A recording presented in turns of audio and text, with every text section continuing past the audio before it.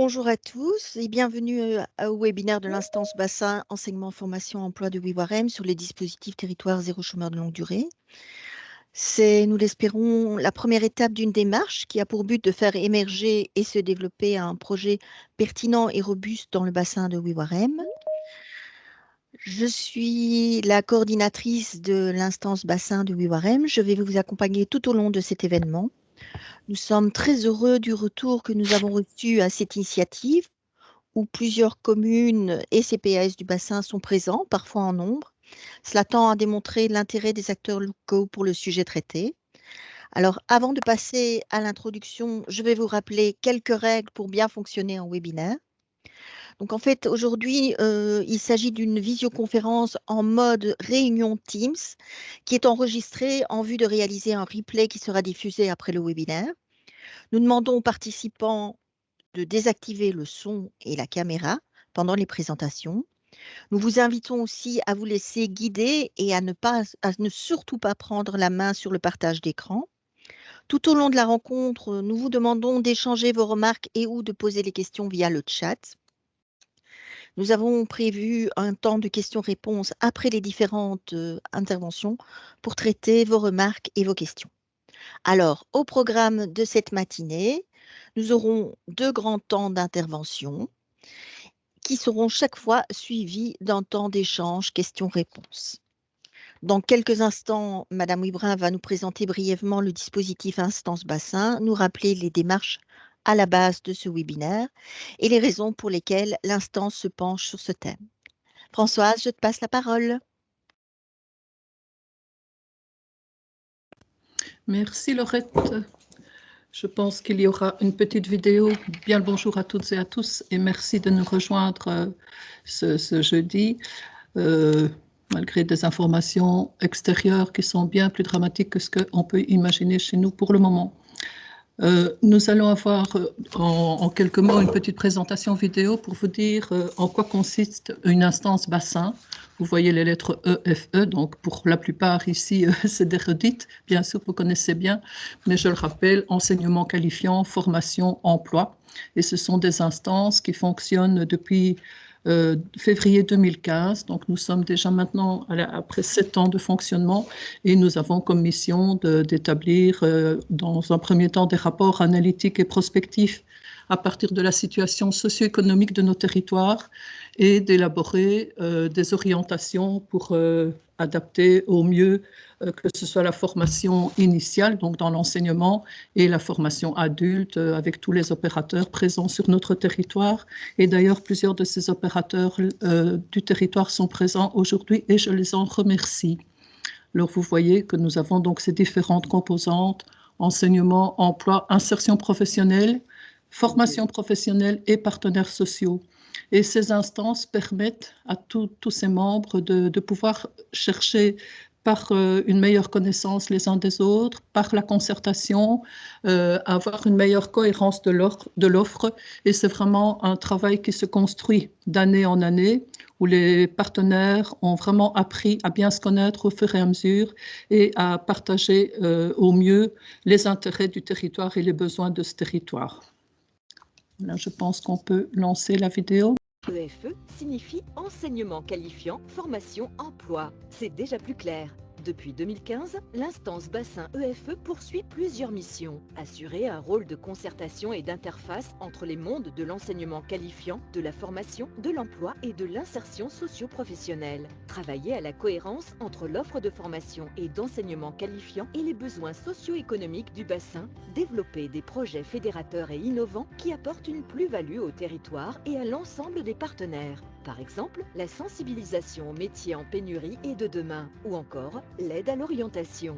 Pour ce faire, elle invite en son sein plusieurs acteurs, des représentants de l'enseignement, ceux de la formation professionnelle, des représentants de l'emploi et de l'insertion professionnelle et les partenaires sociaux. Jouant un rôle actif d'interface, l'instance bassin EFE favorise la concertation, le dialogue et les synergies entre ces acteurs. En parallèle, elle rédige un rapport analytique et prospectif. Celui-ci permet d'évaluer les besoins en matière d'emploi, d'enseignement qualifiant et de formation et les ressources disponibles sur le territoire. Sur cette base, elle passe à l'action en émettant des avis, des recommandations ou des propositions qui permettront la mise en place de nombreux nouveaux projets bénéfiques pour la région. Concrètement, cela débouche sur la création d'une offre de formation ou d'enseignement, le maintien d'une offre de formation ou d'enseignement existante ou l'adaptation de leur contenu. En bref, l'instance bassin EFE agit comme un constructeur de ponts, d'abord entre les différents acteurs qui s'y rencontrent, ensuite entre les formations existantes et les réalités du terrain, toujours tournées vers l'avenir, et au final, pour le citoyen qui cherche à entrer sans encombre dans la vie active.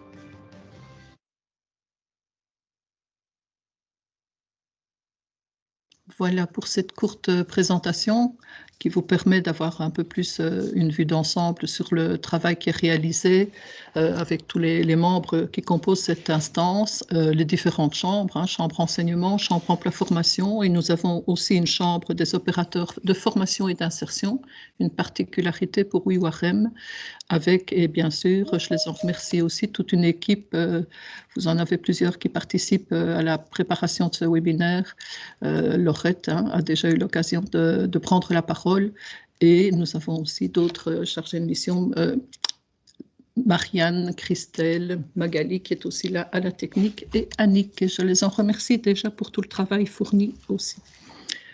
Voilà, je pense qu'on va vous présenter maintenant pourquoi les territoires zéro chômeur de longue durée.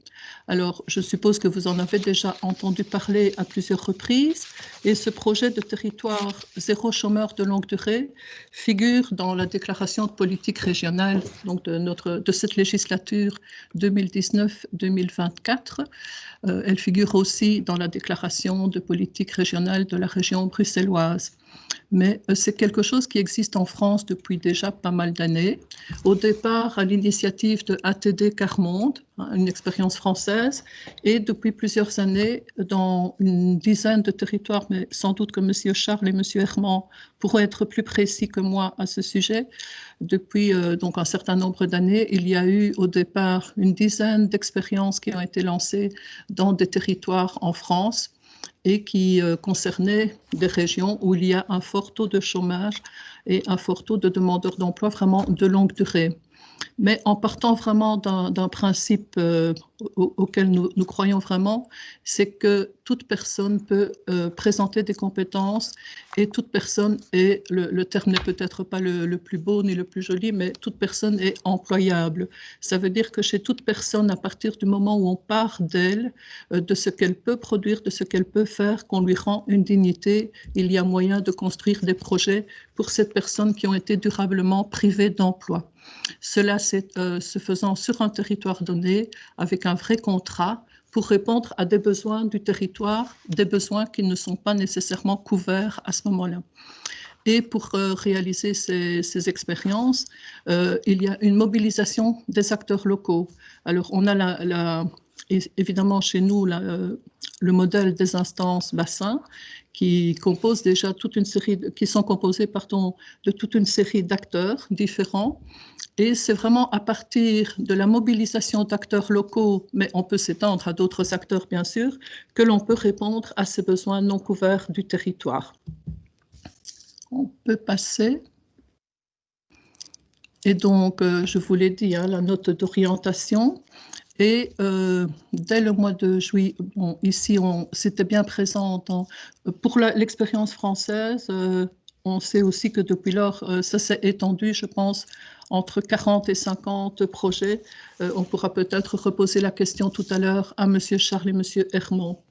Alors, donc, par rapport à la DPR 2019-2024, les présidents des instances, nous avons été invités en juillet dernier, le 13 juillet d'ailleurs, je dis le 13 parce que c'était évidemment la veille des inondations, pour nous présenter le projet qui allait sortir, nous disait-on à ce moment-là, dès le mois de septembre, avec un projet de texte et une possibilité de répondre à un appel à projet qui concernerait une vingtaine d'expériences sur le territoire wallon.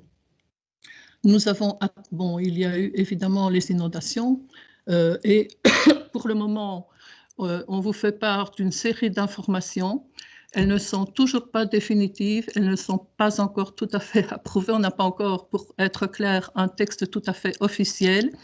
Mais dès le mois de septembre, nous avons estimé qu'il était important d'informer les personnes de notre territoire. Donc, nous avons eu une réunion à Tillange qui a réuni une quarantaine de personnes qui ont déjà été un peu mises au courant de ce qu'on nous avait présenté dans cette information du 13 juillet.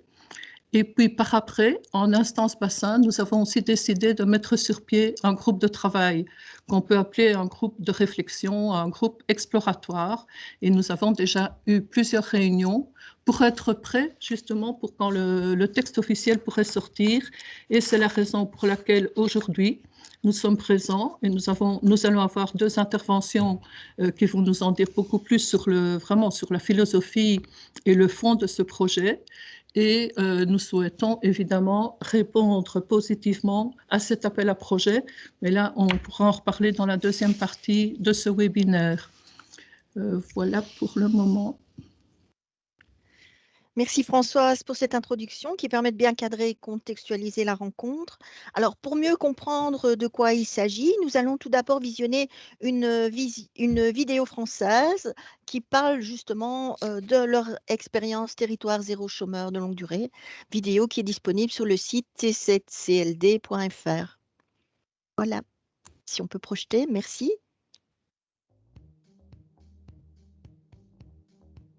C'est un projet de société qui prétend détruire la privation d'emploi. Quand on voit tous les besoins de la société, le travail ne peut pas manquer. Il y a toujours plus de travail à faire qu'il n'y a de gens disponibles. Il y a des gens, il y a du boulot, il y a de l'argent. On va aller à la rencontre des personnes, identifier avec elles leurs compétences en leur demandant qu'est-ce que vous savez faire, qu'est-ce que vous avez envie de faire et qu'est-ce que vous êtes prêt à apprendre. Je ne savais pas que j'étais commerciale, je ne savais pas que j'allais conduire un camion, je ne savais pas que j'aurais pu faire la petite vendeuse et écouter les clients. Ça nous motive parce qu'en fait, on crée le début du travail. Je suis responsable du site de la Pourchassais à Pipriac. La Pourchassais, c'est une ancienne ferme que nous avons transformée en petite entreprise. On a commencé de rien et de nous-mêmes, les locaux ont été faits de nos mains.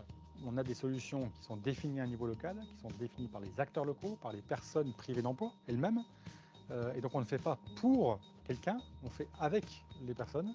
On prend le coût du chômage longue durée, c'est-à-dire un peu plus de 40 milliards d'euros par an pour l'État et les collectivités territoriales. Et bien quand on ramène ce coût aux personnes, c'est environ 18 000 euros par an et par personne. Et de l'autre côté, eh bien, il y a le coût d'un emploi. Le coût d'un SMIC en France, toute cotisation comprise, cotisation salariale et patronale, c'est environ 20 000 euros. Donc on prend les 18 000, on active cette dépense passive et on finance un emploi dans le territoire. C'est ce qu'on appelle l'activation des dépenses passives. L'idée géniale des entreprises à but d'emploi, c'est de développer des activités qui n'existent pas aujourd'hui, c'est-à-dire de venir débloquer du travail supplémentaire. Les travaux utiles pour éviter les effets d'aubaine, pour éviter de prendre du boulot à d'autres opérateurs, on instruit les nouvelles opportunités d'activité et on les soumet au comité local pour validation. Les premiers concernés, ce sont les habitants et nos salariés qui habitent le quartier. Et ce sont eux qui disent collectivement ce service manque au quartier, ce serait bien qu'on le rende. Donc on vient avec les activités débloquer du travail supplémentaire, c'est-à-dire apporter de nouveaux services aux habitants et notamment rendre accessibles financièrement ces services qui ne l'étaient pas si on se contente du marché. Donc tous ces services, au-delà d'amener un plus dans la vie des habitants, permettent vraiment de renforcer la cohésion sociale et la tranquillité du quartier. Nos ressources, comme dans toute entreprise, mais particulièrement dans une entreprise à but d'emploi, ce sont les salariés. Le point très important, dès le début, c'est que nous avons accordé une priorité à la gestion des ressources humaines et à la collaboration entre les salariés. C'est un parcours de longue haleine. Une EBE est une entreprise chercheuse qui se construit chaque jour et il faut tenir compte de cette dimension-là. On a fait un bilan intermédiaire qui est vraiment très positif. On voit une société d'assistance qui est en train de se réduire et qui se rapproche vers une société de travail, les aides sociales, les associations caritatives qui voient leur fréquentation diminuer. On voit aussi que le fait que les personnes retravaillent, ça rejaillit sur toute la famille. C'est que ce n'est pas juste un projet pour des personnes au chômage, c'est un projet qui va refaire bien vivre tout le territoire. Ce que j'observe en tant qu'élu, c'est que vraiment ce projet, il renverse l'action publique. Habituellement, on travaille pour les gens, on a des bénéficiaires. Là, aujourd'hui, les personnes qui étaient privées d'emploi, qui étaient invisibles de l'action publique, elles sont au cœur du projet, elles deviennent salariées et on construit avec elles à la fois le projet, mais aussi toutes les activités et finalement l'entreprise à but d'emploi. Les chefs d'entreprise du quartier peuvent faire appel à l'entreprise à but d'emploi, à des compétences, mais des salariés qui sont dans un cadre sécurisé de travail, dans un cadre collectif, et ça change beaucoup de choses sur notre modèle de société. Il y aura toujours des personnes qui vont dresser la liste des raisons pour lesquelles il ne faut pas le faire. Nous, on est plutôt partisans de cette France dans les territoires qui se mobilisent, qui trouvent des solutions, qui les inventent, qui les créent, qui reposent sur la confiance, sur l'optimisme. Non, on n'avait pas tout essayé contre le chômage jusqu'à territoire zéro chômeur longue durée. Il y a des solutions, elles existent, nous le prouvons. Donc, on doit les mobiliser partout où c'est possible, partout où il y a des volontés. On agit à un niveau local, au plus près de là où on vit finalement. Et c'est ce qui fait la force du projet.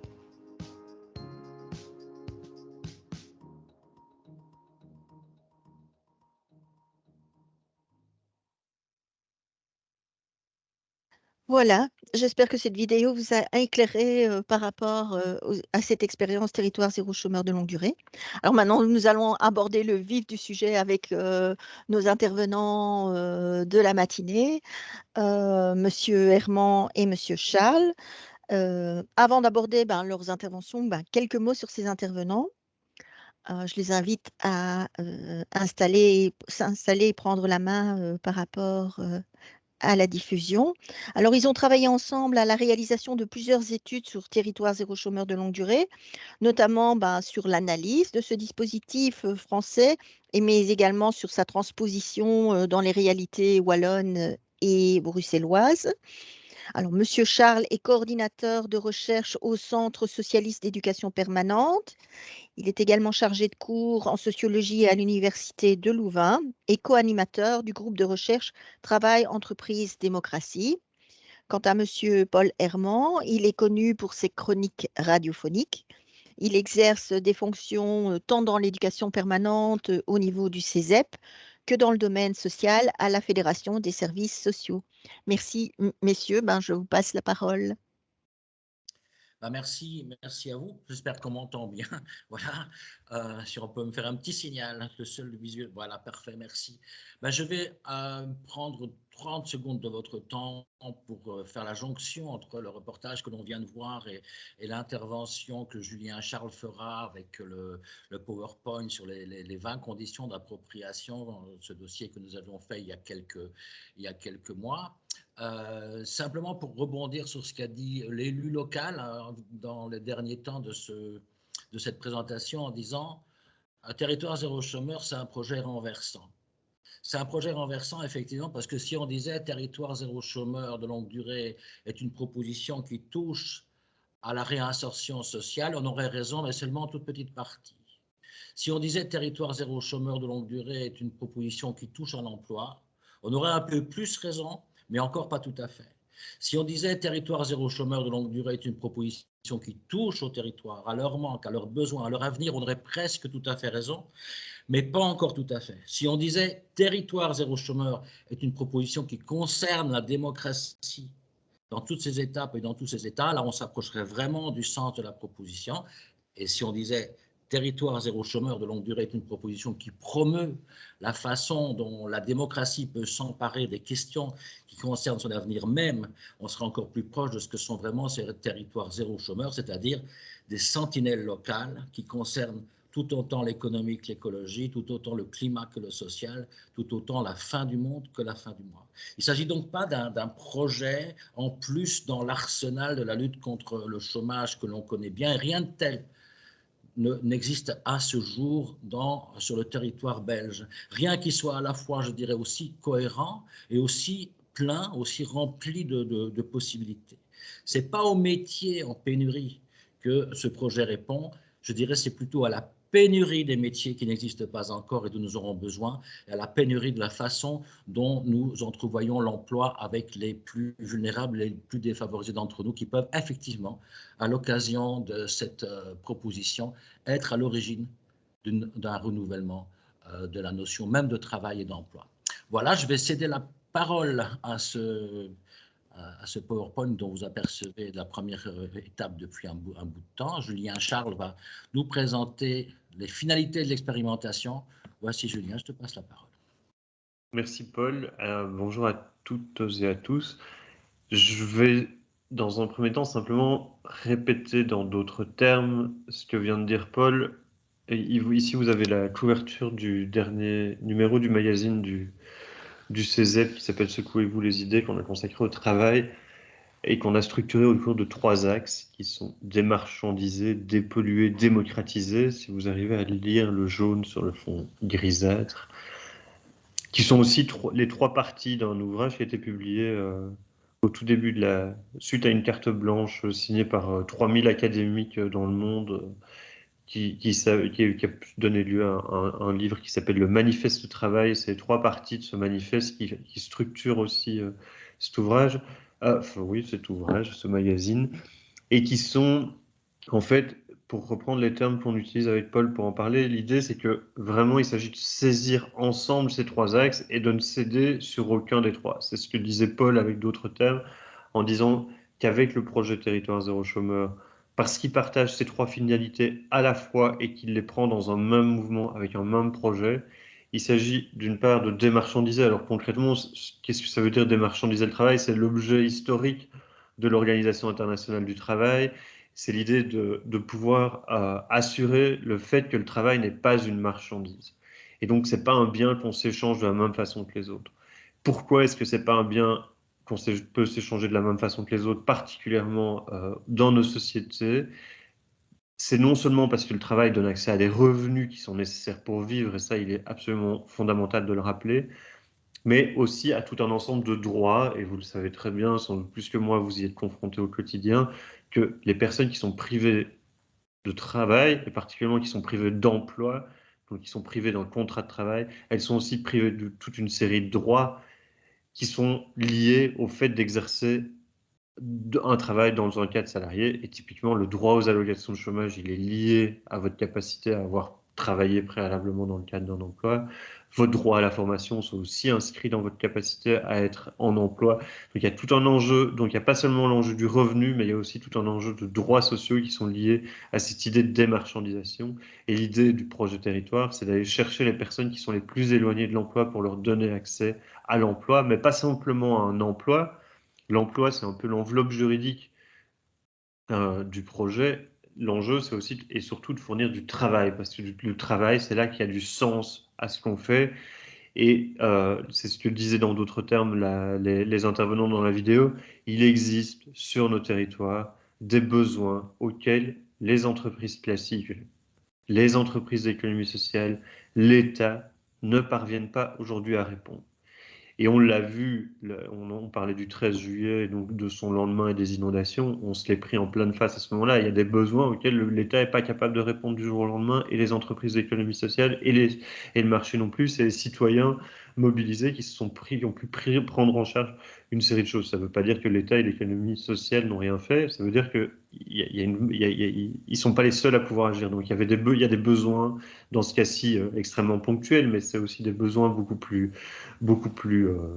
profondément ancrés, on reviendra dessus, auxquels aujourd'hui on n'arrive pas à répondre collectivement, la société n'arrive pas à répondre. Et donc l'idée, c'est donc de fournir un emploi, pas pour créer des activités nocives à l'environnement, mais pour répondre à des enjeux, à des problèmes qui se posent sur chacun des territoires, et de fournir des emplois qui ne soient pas non plus une menace à la démocratie. Là, je suis désolé, je suis obligé de faire une petite citation, même si je la maîtrise assez mal dans les termes. Il y a un économiste français qui s'appelle Thomas Coutreau, qui est un économiste très installé, il travaille pour le ministère du Travail. C'est pas un affreux gauchiste caché au fin fond d'une botte de Mélenchon, c'est quelqu'un qui est légitime scientifiquement aux yeux de tout le monde, y compris de Macron, qui est responsable des enquêtes sur les conditions de travail et qui a croisé les résultats de ces enquêtes avec le premier tour avec les résultats du premier tour des élections présidentielles de 2017. Après, ça fait écho à plein d'autres travaux, c'est pas ponctuel sur ces élections. Et il montre comment le comportement électoral est conditionné, en partie, mais de façon très significative, par votre expérience de travail. Qu'est-ce que ça veut dire concrètement? que les personnes qui, dans les enquêtes sur les conditions de travail, déclarent qu'elles ont peu d'autonomie, sont aussi celles qui ont le plus tendance à s'abstenir et à voter pour l'extrême droite. Ça veut dire que intégrer les personnes dans des entreprises dans lesquelles elles ont de l'autonomie et donc qui réalisent aussi une forme de démocratie en interne, c'est aussi un moyen pour sauver ce qui a à sauver des démocraties libérales et pour les approfondir à travers la participation des travailleurs au gouvernement de leur entreprise.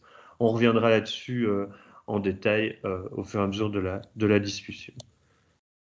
Voilà ce que je voulais dire dans les 2 premiers slides. Est-ce que Paul, tu veux ajouter quelque chose par rapport à ça? Non, poursuis, j'interviendrai le cas échéant, mais je viendrai à la fin.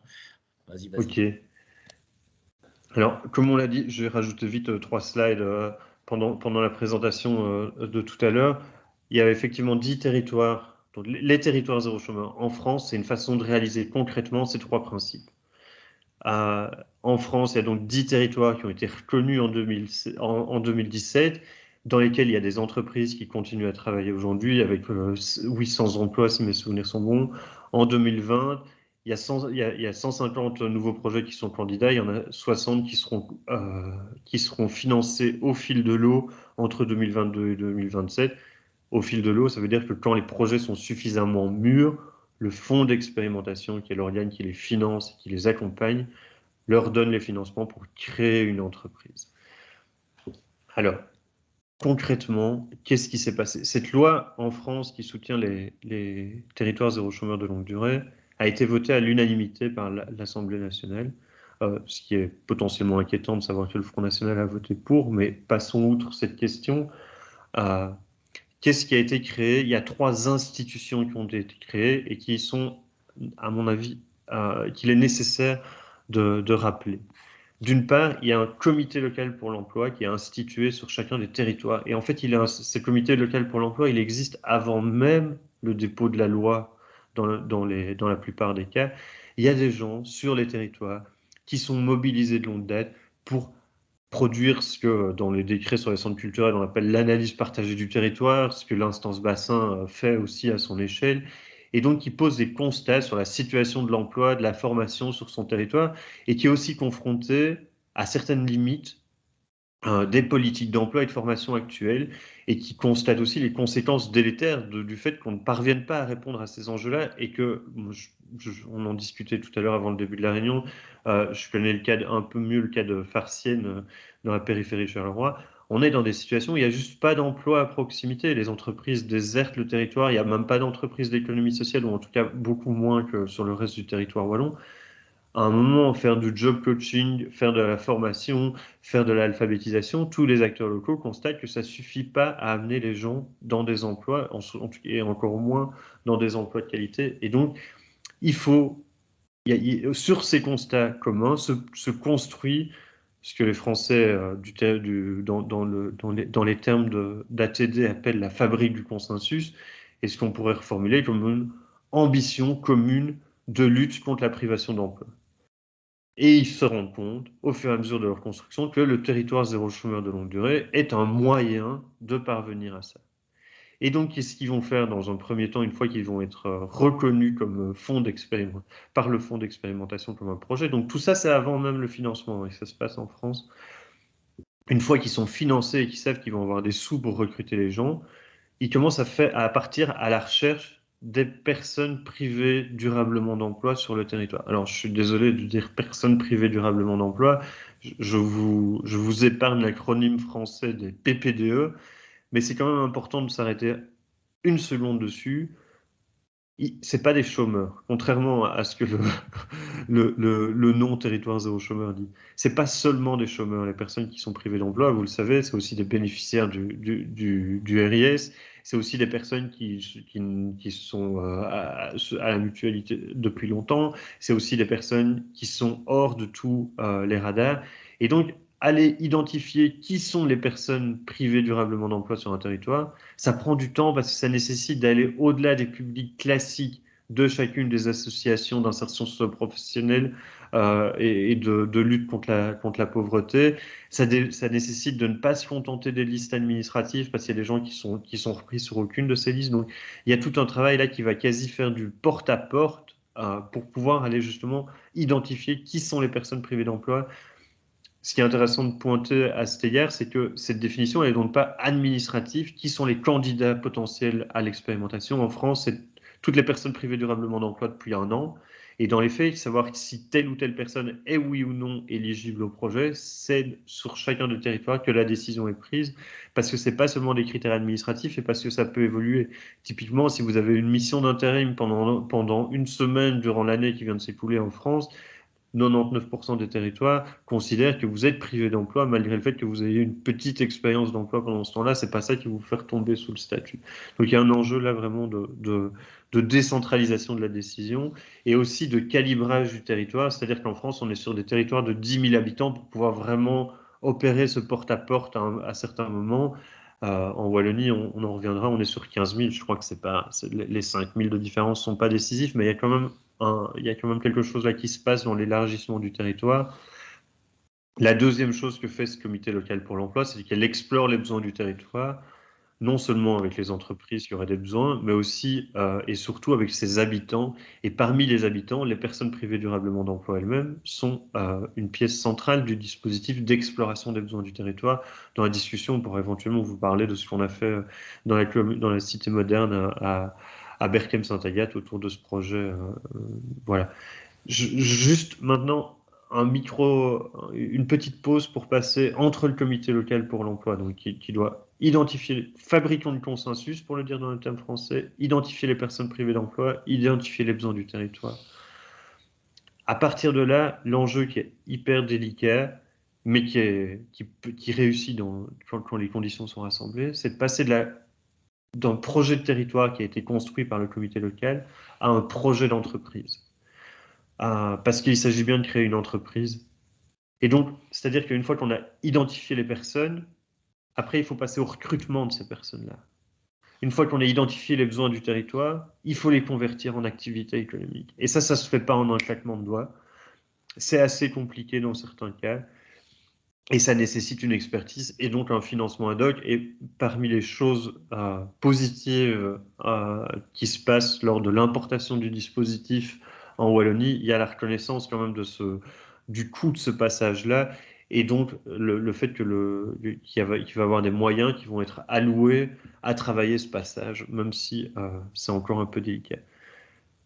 On va créer une entreprise dans laquelle on va se donner pour mission d'embaucher tous les candidats qui ont été identifiés et accompagnés par le comité local pour l'emploi. Donc, il y a un horizon d'exhaustivité. On ne va pas les engager en article 60 ou dans des ALA ou dans d'autres sous-statuts. On va les engager en CDI. En CDI parce que, c'est ce que je vous disais tout à l'heure, c'est le contrat de travail à durée indéterminée qui, dans nos sociétés, est le plus grand pourvoyeur de droits sociaux, mais aussi parce qu'à un niveau individuel, le CDI a des effets multiplicateurs. C'est-à-dire que non seulement on a des droits, non seulement on a un revenu, mais aussi, pour prendre un exemple, on peut contracter un emprunt hypothécaire pour acheter une maison, par exemple. Donc, les enjeux du CDI sont vraiment décisifs. Ça permet surtout de faire en sorte que les personnes sortent de cette zone grise du chômage que vous connaissez à nouveau sans doute bien mieux que nous, en tout cas que moi, et qui sont ces dynamiques qu'on connaît très bien, des personnes qui sont à la lisière de l'emploi et du chômage, qui font des allers-retours entre différents statuts, mais qui ne parviennent pas à s'intégrer réellement sur le marché de l'emploi, et que donc l'enjeu, avec la proposition et avec le fait que le CDI soit un élément indiscutable de la proposition, c'est vraiment de sortir les personnes de cette zone grise du chômage et de ces allers-retours entre statut, sous-statut, travail, emploi, chômage. Je vais juste énoncer que c'est aussi des emplois librement choisis et à temps choisi. Dans cette liberté-là, la question du temps est assez décisive parce qu'il s'agit au contraire de ce qui est proposé en Flandre autour des services d'intérêt généraux, enfin de la réappropriation de l'imposition de la forme d'un travail obligatoire dont on a parlé à la fin du mois de décembre dernier, Il s'agit que les personnes soient capables de choisir ce qu'elles veulent faire, et ce qui est un élément décisif, y compris juridiquement, parce que c'est l'article 23 de la Déclaration universelle des droits humains et de notre Constitution qui dit qu'on a droit à un travail librement choisi, qu'il s'agit vraiment de respecter ça, et que cette liberté de choix, elle est aussi un des moyens de pouvoir effectivement s'intégrer dans les collectifs qui vont être créés, et de donner du sens à l'activité qu'on va développer. Je vais passer carrément outre la question du fonds d'expérimentation, qui est vraiment institutionnel et qui sans doute qu'à l'échelle de votre territoire, elle ne vous importe pas de façon très décisive. Un des principes qui guide l'expérimentation, c'est qu'elle ne coûte rien. Alors, c'est un peu compliqué à croire, et c'est un peu compliqué à mettre en œuvre en Belgique à cause du découpage de la lasagne institutionnelle belge. En gros, pour le dire platement, suite à la 6e réforme de l'État, c'est les régions qui doivent investir parce que c'est elles qui ont ces matières-là en main, mais c'est l'État fédéral qui va faire l'essentiel de ces économies.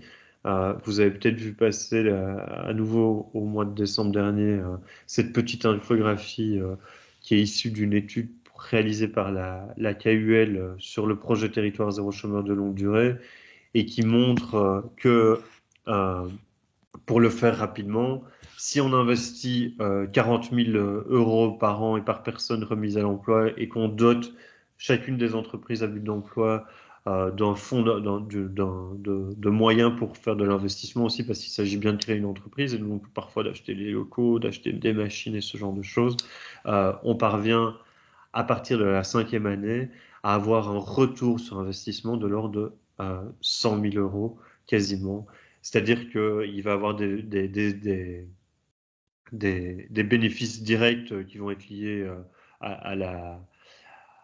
au fait qu'on ne doit plus payer d'allocation de chômage à ces personnes-là, on ne doit plus nécessairement les accompagner, on diminue aussi des surcoûts en soins de santé, il y a une hausse du budget de l'État parce qu'il y a une hausse de la TVA et de l'impôt sur les personnes physiques, le budget de la Sécu est celui aussi qui bénéficie le plus de la proposition parce qu'il y a une hausse des cotisations, parce que ces personnes et ces entreprises payent des cotisations patronales et des cotisations sociales. Il y a des bénéfices individuels parce qu'il y a une hausse drastique des revenus pour les travailleurs eux-mêmes. Il y a d'autres choses qui ont été monétisées, ce qui me semble toujours un peu compliqué, mais voilà, ça sert à justifier le projet parce qu'il y a des externalités positives, environnementales, sociales sur le territoire. C'est toujours un peu délicat de mesurer ça, mais en tout cas, c'est la partie en bleu foncé, c'est la partie qui est la plus importante dans les graphiques.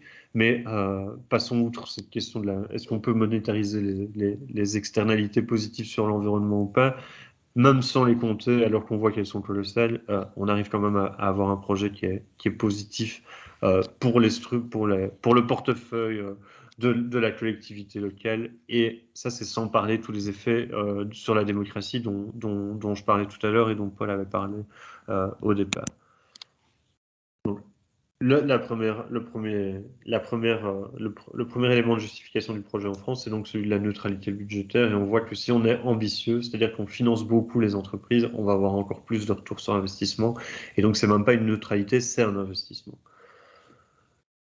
La deuxième condition, c'est pour reprendre une synthèse des 20 qu'on avait listées avec Paul et Élise Dermine, c'est tout ce qui a trait à l'exhaustivité, c'est comment est-ce qu'on va se donner les moyens d'aller vraiment chercher chacune des personnes, qu'on va les préparer à pouvoir être recrutées ensuite par l'entreprise à but d'emploi. Donc là, il y a toute une série d'éléments pour faire en sorte que ce ne soit pas seulement les personnes qui sont les moins éloignées de l'emploi qui rentrent dans le dispositif. Et on voit en France comment cette variable a évolué sur les 5 premières années de vie des entreprises dans le but d'emploi, où au départ, elles ont eu quand même tendance à recruter les personnes qui étaient les moins éloignées de l'emploi, et au fur et à mesure des années, à aller chercher les personnes qui sont de plus en plus éloignées de l'emploi une fois que les activités sont déjà installées. Tout un ensemble de conditions, deuxième point, autour de la qualité de l'emploi, c'est-à-dire, et ça c'est acquis en ce qui concerne la Wallonie, c'est-à-dire le caractère indiscutable du contrat à durée indéterminée, mais aussi tout un ensemble d'enjeux autour de l'accompagnement social. Pour prendre un exemple dont on parle souvent à Lille, qui est un des territoires sur lesquels l'expérimentation a eu lieu en France,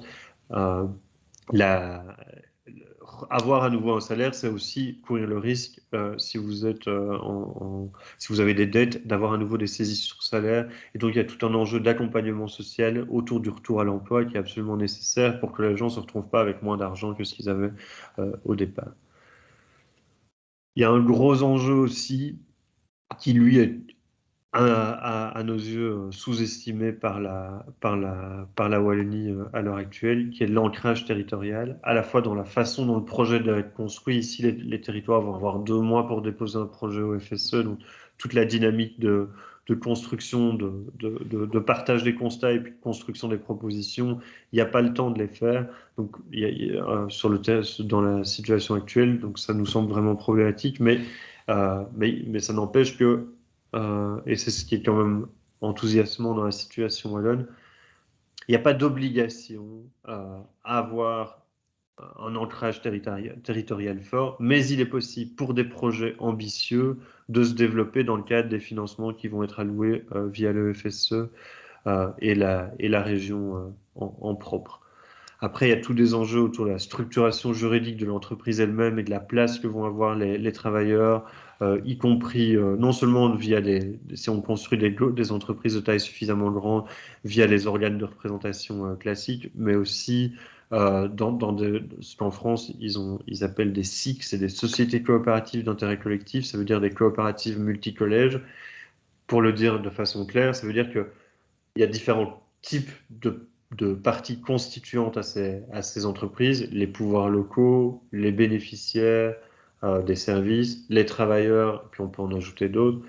Et il est possible statutairement de définir que chacun de ces collèges a un droit de veto sur toutes les décisions. Donc ça veut dire qu'il n'y a aucune décision qui peut être prise si elle va à l'encontre des intérêts des travailleurs. Il n'y a aucune décision qui peut être prise non plus si elle va à l'encontre des intérêts du territoire.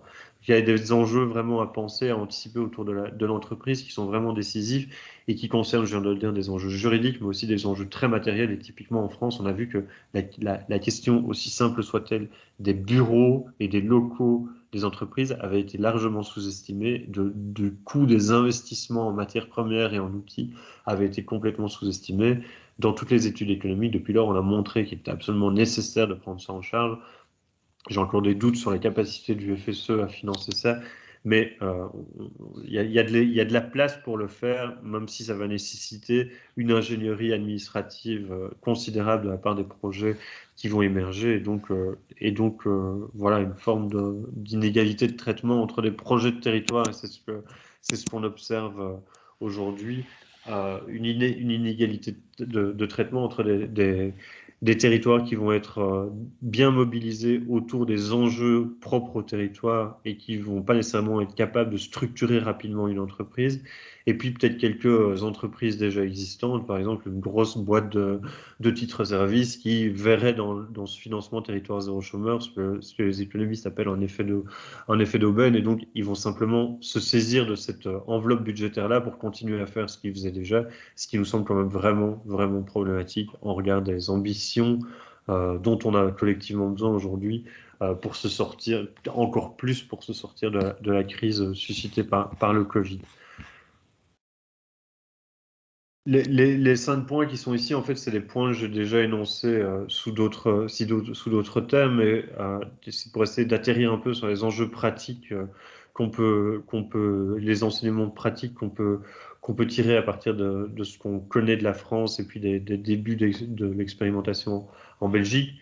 Il y a vraiment chronologiquement une nécessité de construire d'abord un accord territorial sérieux sur les enjeux en mobilisant l'ensemble des acteurs, y compris les forces syndicales, y compris les forces associatives, y compris l'économie d'insertion, y compris tous ces acteurs, y compris les pouvoirs communaux d'ailleurs aussi, nous semble-t-il. Même s'ils ne sont pas au centre du dispositif, on y reviendra dans le 4e point. Le 2e point, c'est que malgré qu'on doit rassembler tous les acteurs qui existent déjà, il s'agit de faire autre chose que ce qu'on fait déjà. Et donc, il faut pouvoir expérimenter. Et pour expérimenter, pour tenir le fil de l'expérimentation, c'est-à-dire de faire ce qu'on ne faisait pas encore et tester, de voir si c'est mieux que ce qu'on faisait avant, on a aussi besoin d'un tiers. C'est-à-dire que si on est entre nous, on va avoir tendance à continuer à faire ce qu'on fait déjà. Et donc ça nous apparaît assez décisif. C'est ce que permet, entre autres, le fonds d'expérimentation en France, d'avoir quelqu'un qui nous rappelle les finalités de l'expérimentation, et qui nous rappelle aussi les moyens qui ont été choisis pour y parvenir, et qui nous rappelle qu'on doit certes s'appuyer sur notre connaissance du territoire et sur nos pratiques professionnelles de travailleurs sociaux ou autres pour soutenir le développement de cette expérimentation, mais qu'on doit aussi faire autre chose que ce qu'on faisait avant. Et parmi ces autres choses, il y a la façon dont on découpe le territoire lui-même, c'est-à-dire que faire un territoire zéro chômeur de longue durée au sein d'un territoire qui est juste une poche de pauvreté, enfin qui est juste un territoire extrêmement pauvre autour duquel on dresserait des barrières, c'est un non-sens à la fois politique parce que les personnes ne vont pas se trouver valorisées en étant dans une espèce d'enclave de pauvreté où on ferait juste du service aux pauvres entre pauvres, pour le dire platement, qui est un vrai enjeu à nos yeux, à ce que la valorisation du projet et des personnes se matérialise aussi dans des flux économiques, pour le dire dans des termes un peu techniques. Mais ce qu'on veut dire par là, c'est que en s'adossant à des territoires qui sont mieux lotis socio-économiquement, en proposant des services qui vont permettre des interactions entre des gens de milieux sociaux et économiques distincts, on va aussi non seulement permettre la viabilité de l'entreprise parce qu'elle a besoin de rentrées propres, on n'a pas parlé de ça, mais c'est aussi un élément décisif du projet, mais aussi on va contribuer à valoriser les compétences des personnes en question parce qu'elles vont pouvoir offrir des services dont la population a besoin. Ce qui nécessite, pour passer au 4e point, que les pouvoirs publics soient à la cuisine plutôt qu'à la table des discussions, c'est-à-dire qu'elles soient là pour permettre les expérimentations, pour soutenir les développements, mais pas du tout pour les piloter. C'est ce que permet la création du fonds d'expérimentation en France, entre autres, et puis dans les comités locaux d'une autre manière, mais ça, je laisserai peut-être Paul revenir là-dessus en conclusion. Et puis le dernier point, c'est qu'il y a vraiment besoin d'une ambition entrepreneuriale, c'est-à-dire que les études économiques qui ont été menées, entre autres par les agences conseillères en économie sociale pour la Wallonie, montrent qu'on peut atteindre un équilibre économique en 5 ans sur ces projets-là, pour autant qu'on parvienne à construire des projets ambitieux. C'est-à-dire que c'est dans les grosses entreprises, c'est-à-dire à plus de 100 travailleurs, qu'on va pouvoir atteindre cet équilibre économique après 5 ans, ça c'est la première chose. Mais ce que les études françaises nous montrent aussi, c'est que c'est dans ces grosses boîtes aussi qu'on va assurer une meilleure qualité de l'emploi, où les gens vont déclarer qu'ils sont mieux dans leur travail, où les activités vont être les plus diverses et donc vont répondre le plus à leurs attentes et à leurs compétences, et où on va aussi pouvoir assurer une meilleure représentation collective des travailleurs. Typiquement, chez nous, en Belgique, 100 salariés, c'est le seuil aussi auquel on peut avoir un conseil d'entreprise. Voilà, pour le dire de façon un peu plus, encore plus matérielle, encore plus concrète, si vous voulez faire un territoire zéro chômeur sur le territoire, sur le bassin de Wiwa, il y a un enjeu d'abord à identifier et rassembler les forces vives pour s'informer du projet, identifier un territoire particulier sur lequel il est pertinent de développer, sur lequel il vous paraît pertinent de développer ce projet, explorer le territoire, essayer de le comprendre, pas seulement avec votre regard de pro du travail social ou autre, mais aussi et surtout avec les habitants en question. Et puis, il y a un enjeu sur base de la première exploration qui a été faite avec les habitants, à remobiliser les acteurs institutionnels pour partir des compétences et de ce qui a déjà été identifié au jour d'aujourd'hui, mais aussi aller au-delà. Et on voit comment, en fait, à Bruxelles, même s'il n'y a pas de financement, le projet Territoire Zéro Chômeur est dans les cartons de 14 des 17 communes bruxelloises qui participent aux travaux qui ont été mis en place par Acteris autour de ça, et ils font des liens tout le temps avec d'autres projets territoriaux, entre autres les contrats de quartier durable pour prendre des politiques publiques bruxelloises, mais c'est ce qui fait le lien avec ce que Paul disait en introduction, c'est un projet de territoire et c'est un projet démocratique avant d'être un projet qui est orienté vers la création d'une entreprise et donc de l'emploi. Et je vais m'arrêter là pour laisser la parole à Paul. Non, moi je voudrais simplement te remercier et dire qu'on a non seulement on a perdu personne, mais on a même ajouté des participants, donc c'était parfait. Je ne sais pas si on a un peu explosé le temps ou pas. Laurette, de votre côté, tout va bien au niveau de l'horaire? Je pense qu'il faut passer aux questions maintenant. Je vous recède la main. Non, ça va. Je pense qu'on peut avoir, enfin, si vous avez encore des éléments à apporter, Ou vous souhaitez passer aux questions-réponses plutôt? Je pense qu'après tout ça, il serait bienvenu effectivement de prendre la température des questions que l'intervention de Julien suscite, oui, si vous voulez bien. Ok. Je me tourne vers l'équipe des modératrices. Est-ce que vous avez déjà des premières questions par rapport à la présentation? Bonjour tout le monde. Les questions ne se bousculent pas dans le chat pour le moment, mais nous en avons, nous, sur base de nos réflexions. Et notamment, Monsieur Charles, une question pour vous. Sur base des différentes expériences qui ont déjà eu lieu, que ce soit en France ou qui tentent à se développer chez nous, y a-t-il moyen de gagner du temps dans le montage des projets? Puisque vous l'avez bien dit, c'est assez short quand même, les 2 mois, pour pouvoir remonter le projet. Donc, est-ce que vous voyez un moyen d'aller un peu plus vite? Paul, je te laisse répondre parce que moi j'ai déjà beaucoup parlé. Comme ça, tu vas aller te dire dans tes termes.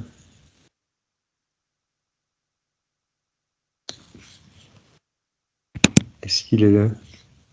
Ah, je pense qu'il a peut-être un problème de micro, peut-être? Non, je disais à Julien, vas-y sur cette question. Parce que Ok. Aller plus vite, ça me semble compliqué. Ce qui est possible, c'est de s'appuyer sur les instances existantes et particulièrement l'instance bassin me semble un dispositif essentiel dans le projet parce que tous ces enjeux autour de l'idée de rassembler les forces vives du territoire, c'est ce que font déjà en partie les instances bassins.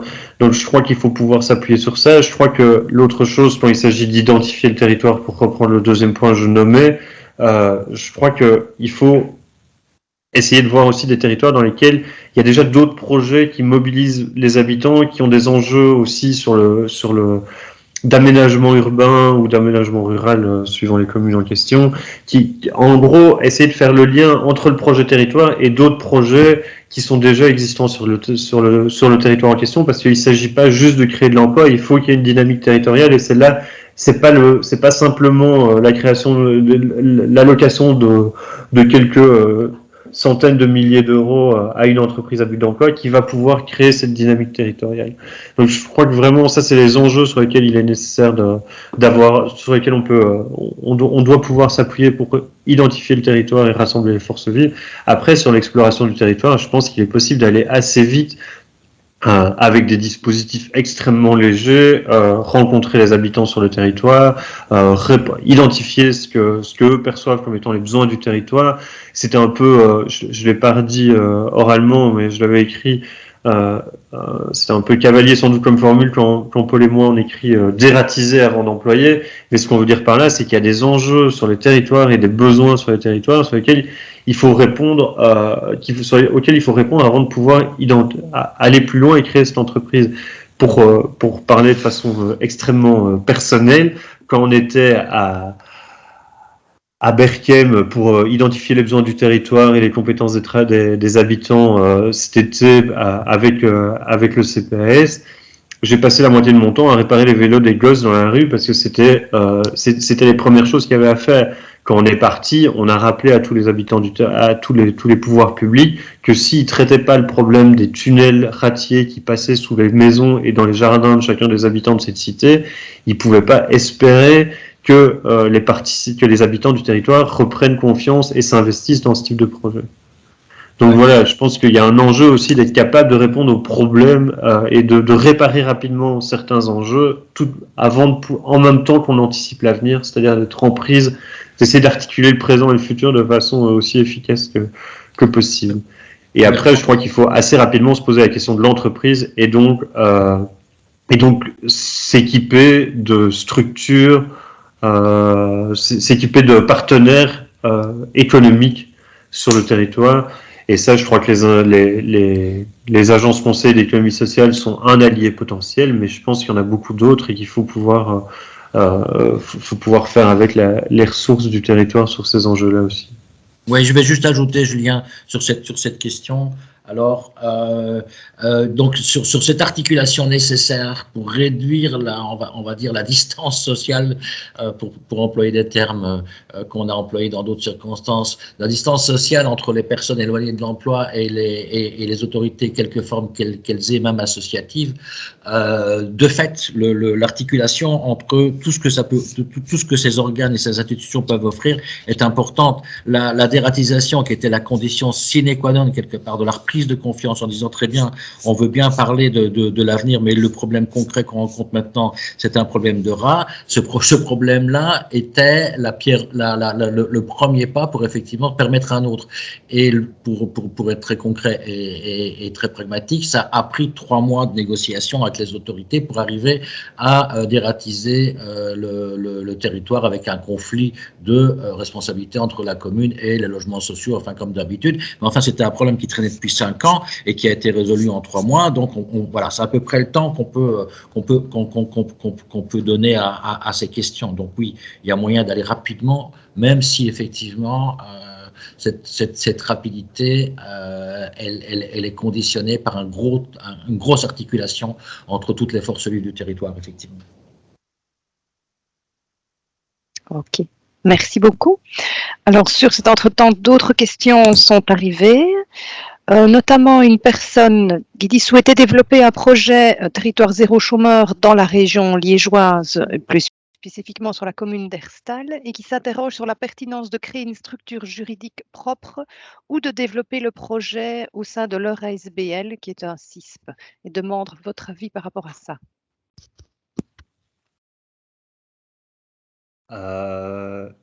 Moi, j'ai un avis. Je pense que si on veut s'adresser à un autre public et répondre à des besoins du territoire dont on estime qu'on n'était pas encore, auxquels on ne répondait pas encore avant en tant que CISP, il faut créer un autre véhicule juridique.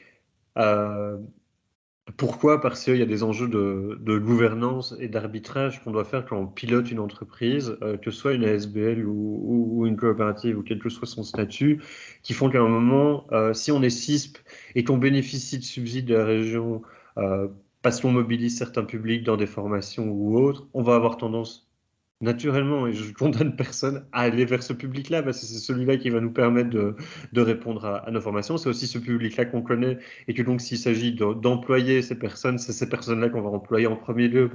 Et c'est pas du tout, je parle pas du tout de copinage en disant ça, je parle juste d'expérience, de gestion et de connaissance d'un territoire. Donc ça, c'est la première élément, c'est pour le public en lui-même. Et le deuxième élément, c'est pour le territoire, c'est-à-dire qu'il y a aussi des arbitrages à faire pour savoir quelles sont les activités qu'on va développer. Et ça, si vous avez un CISP avec une AG et un CA qui est déjà constitué, ça va pas être les habitants du territoire, ça va pas être il va pas avoir de place potentiellement pour les organisations syndicales qui sont peut-être très motivées à s'intégrer sur le projet au niveau du territoire et contribuer à ça. Donc, tous les organes de gestion qui sont déjà existants vont, à mon sens, pas être toujours peuvent constituer des freins. Et donc, on a plus de chances, à mon sens, à créer d'autres structures. C'est ce qui a été fait à Paris, d'ailleurs, où c'était des entreprises IAE, donc c'est l'équivalent français de l'ISP, insertion par l'activité économique, qui se sont rassemblées pour créer une nouvelle structure. Elles ne se sont pas appuyées sur une structure existante.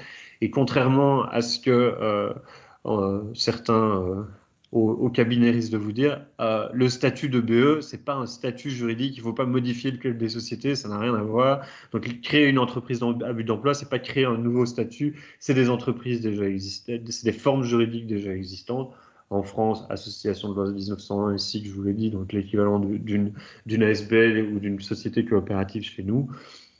Et puis, elles sont financées parce qu'elles font un boulot particulier. Ce n'est pas un nouveau statut juridique. Donc, il faut que vous créez une ASBL, à mon avis, ou une coopérative avec des organes de gestion et de pilotage qui soient propres au projet et donc avec une place décisive pour les anciennes personnes privées durablement d'emploi dans ce pilotage-là quand elles vont être salariées aussi.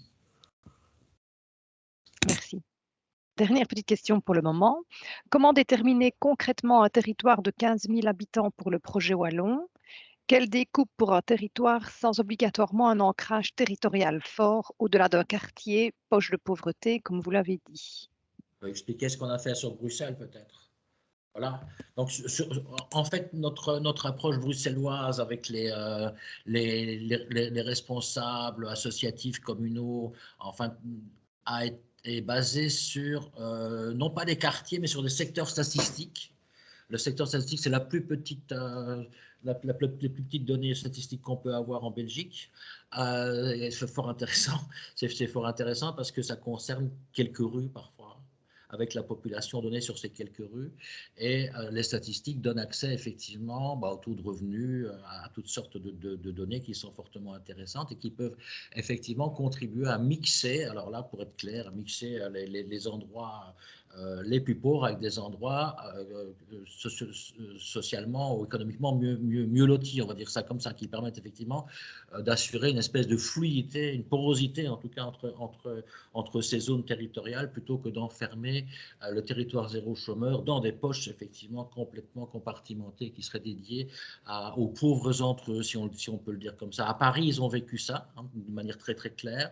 Ils étaient dans une enclave de pauvreté et ils n'ont pas pu s'en sortir sans aller vers des territoires proches qui étaient de fait économiquement mieux nantis. Voilà, donc l'approche territoriale, la composition du territoire, effectivement, ben voilà, elle est basée sur ces secteurs statistiques. Là, vous voyez le cas bruxellois. Et donc, on a analysé à partir des données statistiques donnant les revenus des habitants, et donc ce qui est en fait la ceinture de pauvreté de Bruxelles, pour le dire comme ça. On a travaillé sur ces poches-là en prenant garde à ne pas les isoler. En fait, on a travaillé sur le fait que l'isolement de ces territoires était contre-productif dans un projet tel que celui-là, et son ouverture à des territoires plus riches, plus nantis, était bénéfique. Donc réfléchir peut-être aussi de cette façon dans les propositions que vous aurez à faire. Donc dans la composition des territoires. On a même parfois sauté des communes. Quand on a sauté des frontières communales en disant, voilà, il n'y a pas moyen, il y a des communes où le taux de pauvreté est tellement fort et tellement uniforme. Je pense Saint-Josse, par exemple, où c'est très compliqué de trouver une extériorité qu'il faut aller chercher ailleurs, ce qui est extérieur. Donc ça peut contribuer à redécouper parfois des choses aussi. Ce n'est pas inintéressant dans la logique d'aller-retour entre les instances. Voilà. Merci. Une toute petite dernière avant la suite. Qui ou quels organismes ou institutions font-ils convier à un comité local pour l'emploi préalable aux initiatives? Quelle serait sa structure? De qui dépendrait-il? Comment serait-il financé?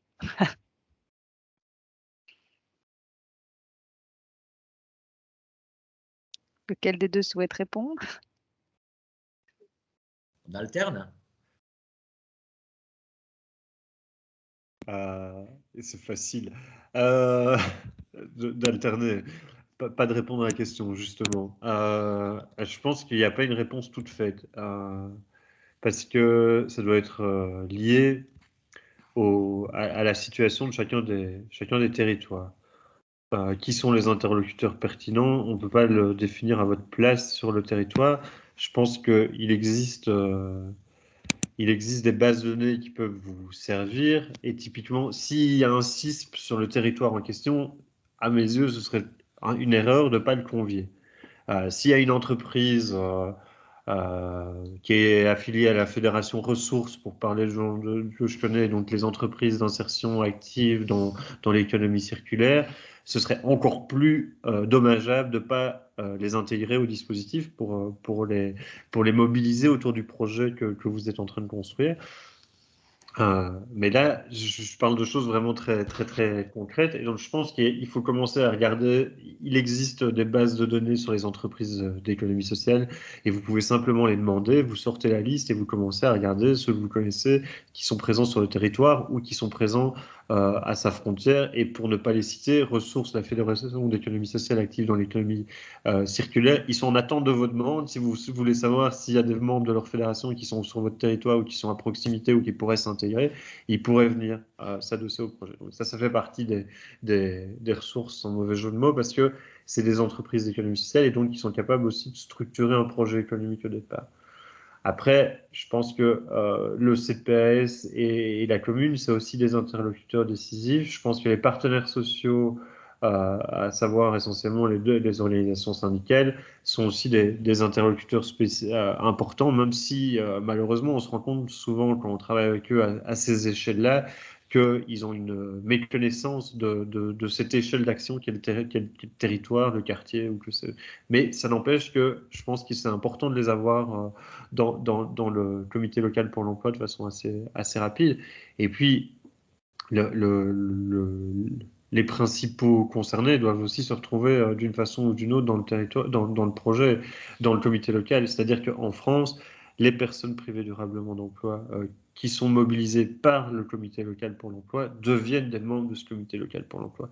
Ça ne veut pas dire qu'ils siègent que tous les chômeurs du territoire siègent à chacune des réunions du comité local pour l'emploi, mais ils y sont représentés et quand il y a des grandes décisions à prendre, ils sont conviés à y participer en prenant soin, vous connaissez ça certainement aussi bien que moi, de ménager des espaces pour préparer la participation à ces heures, et la prise de parole dans ces espaces de décision où il y a des gens qui sont rompus à la prise de parole publique, qui ont été ministres ou que sais-je, quelques années au préalable, et puis prendre la parole dans ces circonstances-là pour quelqu'un qui est toxicomane ou qui est à la rue depuis 1 an, ou 2 ans, 3 ans, c'est pas gagné, donc il y a tout un travail d'accompagnement qui peut être fait. Et là, les associations de lutte contre le réseau wallon de lutte contre la pauvreté ou ATD Carmonde peuvent être aussi, ou tous les services sociaux qui sont actifs sur le territoire, peuvent être aussi des ressources à mobiliser pour articuler, pour contribuer à faciliter cette participation-là.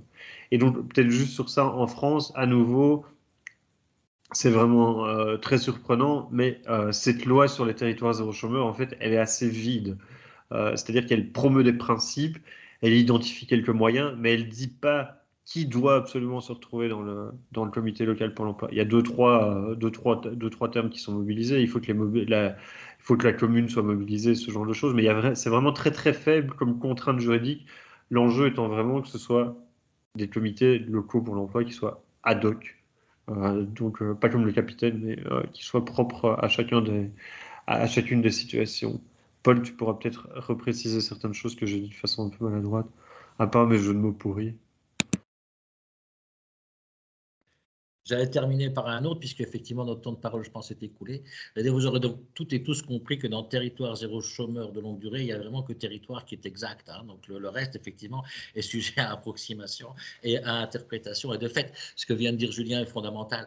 Ça donne une liberté, effectivement, ce projet donne une liberté d'articulation et de retourner vraiment à la racine des choses qui nous préoccupent. C'est ça qu'il faut voir dans ce projet-là. C'est toute la permission, c'est toute l'autorisation qu'il donne à toutes les forces vives locales de s'entremêler pour arriver à un résultat d'avenir en disant que le but des territoires zéro chômeur, c'est de créer de l'emploi supplémentaire qui n'existe pas encore. C'est vraiment ça. Donc, on est en train de supplémenter l'emploi. Donc, on est en train d'inventer. C'est ce que ça permet, ces territoires. C'est d'avoir des zones de permission, d'autorisation, de penser l'emploi et le travail autrement. Et donc, de préparer les temps qui viennent aussi, entre autres choses. Et on a bien besoin, effectivement, de cette réflexion-là aujourd'hui. Voilà, je veux dire, pour notre part, je pense qu'on peut clôturer là notre intervention, mais en insistant sur le fait que ce dispositif n'est pas seulement un dispositif, c'est vraiment une espèce de possible ouvert. Juste pour contribuer à vous rassurer, l'enjeu de concurrence avec des activités existantes qui était une grande hantise pour les juristes et pour les promoteurs de l'expérimentation en France, sur le territoire, ils n'ont pas de problème à gérer la concurrence avec d'autres emplois. C'est une question qui ne se pose pas parce que le travail du comité local pour l'emploi permet d'envisager des activités supplémentaires et donc pas du tout de la concurrence, y compris quand il s'agit d'aller remplacer le joint sur un robinet qui fuit. Il n'y a aucun plombier qui est indépendant qui va prendre le temps de faire ça aujourd'hui. Et donc, c'est vraiment des emplois supplémentaires, des activités supplémentaires qu'il s'agit de faire. Et donc, le problème de la concurrence n'est pas un problème, contrairement à ce que le droit européen institue. Ok, merci beaucoup. N'hésitez pas à continuer à poser vos questions dans le chat. Merci pour cette présentation très complète et cet échange qui était réellement déjà très, très enrichissant. Nous allons clôturer donc ce temps de questions-réponses. Merci aux modératrices que nous retrouverons donc après la prochaine intervention.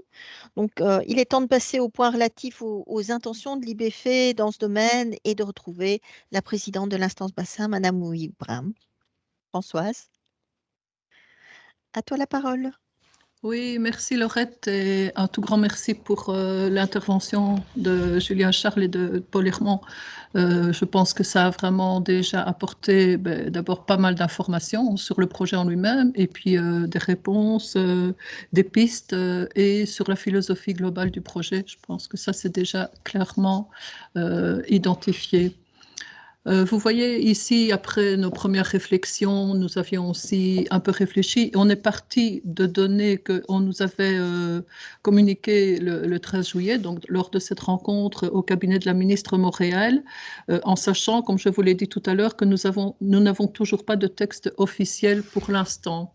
Alors ici, il y a pas mal de choses qui sont inscrites, mais qui ont déjà été largement abordées dans l'intervention précédente, dans les deux interventions. Et donc, c'est vraiment des rappels que nous trouvons importants de refaire. Les populations cibles identifiées, personnes privées d'emploi de longue durée, mais avec toutes les réserves que M. Charles et M. Hermand ont apportées également. Vous voyez également des groupes avec des besoins importants d'accompagnement ou qui ne sont pas ou qui sont trop peu couverts. Donc, personnes d'emploi très longue durée, plus âgées, moins âgées, etc.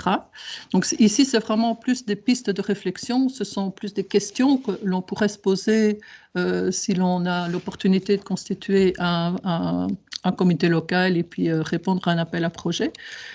Les dispositifs sont nombreux et diversifiés, mais on a toute une série de défis qui demeurent et ça a aussi été expliqué dans l'intervention. On a une série de dispositifs qui essayent de répondre depuis de nombreuses années à toute cette question du chômage de longue durée, des personnes qui sont durablement installées dans ces non-droits, dans des statuts qui ne sont pas des statuts qui apportent véritablement une dignité et tous les droits qui vont avec. Et le fait aussi qu'ils ne permettent pas de partir de la personne. On a souvent l'impression qu'on part de structure, qu'on part de quelque chose qui est très administratif et qu'il est vraiment très, très difficile de répondre à ces questions de pauvreté, de manque d'emploi, ou en tout cas de non-réponse pour toute une série de personnes. Et on a, et ça a été aussi évoqué tout à l'heure, tout un public hors radar, difficile à toucher. Mais dans les interventions, ce qui m'a vraiment frappé également, c'est qu'on ne doit pas non plus traiter ces publics ou atteindre ces publics en ne considérant que ces publics entre eux. Et la dimension d'hétérogénéité, je trouve que ça, c'est quelque chose de vraiment super important également. Voilà, on peut passer. Alors, nous avions donc reçu des principes du modèle en Wallonie, en sachant qu'il y a déjà pour le moment aussi des expériences. Peut-être que Julien Charles pourrait en redire un mot aussi. Il y a une expérience qui est tentée dans le territoire Hainaut Sud et aussi une expérience dans le sud Luxembourg, avec quelques communes aussi, je pense dans les deux expériences qui sont mises en place ou qui sont en voie de... on reprend les modèles ici avec quelques mots-clés également, innovation, la diversité, une dynamique locale, et là c'est vraiment important. Et c'est vrai qu'au niveau des instances bassins, EFE, ben, on a une dynamique locale, on a une certaine connaissance du territoire, on a toute une série de données, on a le fait d'avoir déjà autour de la table, pour le dire, même si c'est par écran, une série d'acteurs qui essayent vraiment de travailler ensemble et de façon constructive sur un territoire. Et donc, je pense que ce modèle-là, en sachant qu'on doit s'entourer d'autres personnes, qu'on doit aller chercher aussi, j'ai relevé des personnes qui peuvent vraiment accompagner, peut-être guider, peut-être rappeler les principes, etc., en cours d'élaboration et de mise en œuvre des projets, permettre à différents modèles d'émerger pour répondre au moins à ces besoins, au mieux à ces besoins. Donc, trouver des réponses innovantes. On entend souvent dans les appels à projets le principe d'innovation, quelque chose qui n'existe pas, répondre à des besoins qui ne sont pas rencontrés. Et on a évoqué évidemment le contexte des 2 années qu'on vient de vivre, dont on sort, on l'espère en tout cas tout doucement. Et ça veut dire qu'il y a toute une série sans doute de besoins non rencontrés ou de nouveaux besoins qui risquent quand même de se manifester avec la diversité et la dynamique locale. Et pour reprendre vraiment le principe de philosophie commune qui nous a bien été expliqué, on est sur un territoire. Alors bien sûr, ce n'est pas tout le territoire de notre instance bassin, ce ne concernerait pas les 31 communes bien sûr. On est dans des territoires, alors en France, plus ou moins 10 000 habitants. Chez nous, ce serait 15 000 habitants. Quand on avait été reçu au cabinet en juillet, on parlait même de 20 000 à 25 000, mais il semblerait que maintenant, on serait plutôt aux alentours de 15 000. On a vraiment une dynamique qui part du terrain, qui est fédératrice. Donc ici, ce sont des redites, mais c'est vraiment pour essayer de bien comprendre cette philosophie, une mobilisation des acteurs locaux avec une gouvernance locale. Et la gouvernance, c'est un terme qu'on ne comprend pas toujours. Moi, je dirais vraiment la gouvernance locale, le pilotage, vraiment le fait que toute une série d'acteurs considèrent que ce sont des projets importants et que, voilà, c'est quelque chose de primordial de pouvoir se pencher ensemble sur essayer d'apporter des réponses. Et alors dans les publics cibles prioritaires, mais avec toutes les réserves qu'on a eues dans les interventions, les personnes sans emploi de longue durée et publics pour lesquels on n'a pas de réponse véritablement adéquate. Et bien sûr, un concept tout à fait important également, c'est de partir d'une démarche volontaire pour les personnes. Donc là, il n'y a pas de contrainte sur ces personnes. On n'est pas là avec un dispositif où on leur dirait « vous devez entrer dedans, sinon vous perdez le peu que vous avez ». C'est vraiment une démarche volontaire et on est même allé tout à l'heure dans la présentation de Julien Charles jusqu'à la notion de temps choisi. Voilà quelques principes. Et donc, ici, dans les appels à projets, pour les finalités du fait de pouvoir retrouver une dignité, on avait évoqué ce terme-là tout au début de l'intervention également, s'épanouir à travers un emploi, parce que l'emploi, c'est quand même souvent aussi une condition, et on a rappelé tous les droits sociaux qui découlent de CDI, d'ailleurs, vous le voyez, c'est bien indiqué, CDI qui procure vraiment une série de droits. Quand on n'est pas en CDI, quand on est dans toute une série de statuts tout à fait précaires, il y a plein de droits qui sont vraiment impossibles pour toute une série de personnes et de publics. Partir des souhaits et des compétences des personnes, ça je pense que c'est quelque chose d'important. Sans doute que aussi les intervenants pourraient apporter des compléments. Ici, c'est des réflexions qui nous étaient venues à partir de tout ce qu'on avait entendu également en juillet. La sécurité économique, bien sûr, on l'a évoqué. Salaire décent, travail décent aussi. C'est vraiment un travail qui peut répondre à des besoins du territoire qui ne sont pas rencontrés. Donc, je le redis, ce sont des redites principalement, mais je pense que c'est important de s'imprégner aussi de ce qu'on peut faire dans ce type d'appel à projet. La question de territorialité qui a été bien évoquée également. Et voilà.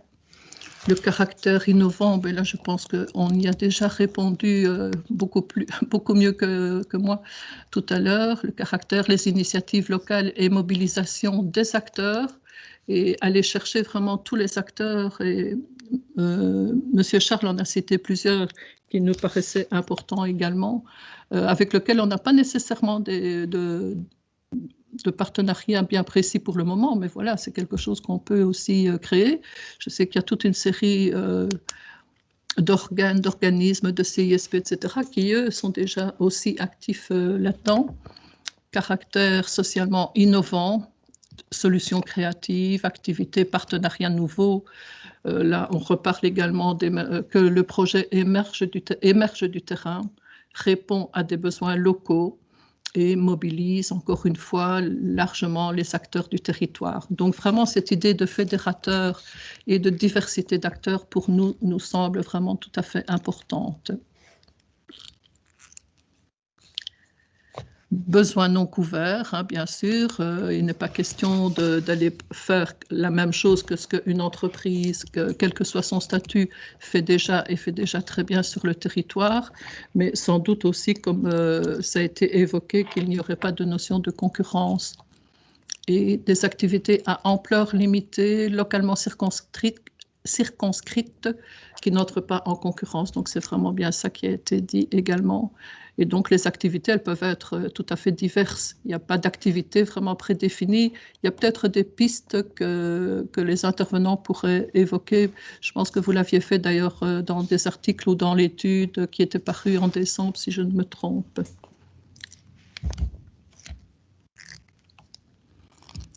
Alors ici, on est peut-être déjà des pas trop loin parce qu'on parle de chef de file, d'employeur, etc. Donc là, ça a été évoqué tout à l'heure. Je pense qu'on est dans des réflexions. Peut-être qu'il y aurait des questions-réponses à aborder à ce point-ci. Parce que là, on parle qui peut être le porteur de projet. C'était aussi évoqué en partie tout à l'heure. Hein. Vous voyez les villes, communes, CPS, etc. Les porteurs, c'est ceux qui peuvent vraiment répondre à toutes les questions de coordination administrative, financière et opérationnelle entre les différents partenaires. Et pour les employeurs, un employeur, c'est une entreprise, mais vraiment au sens large.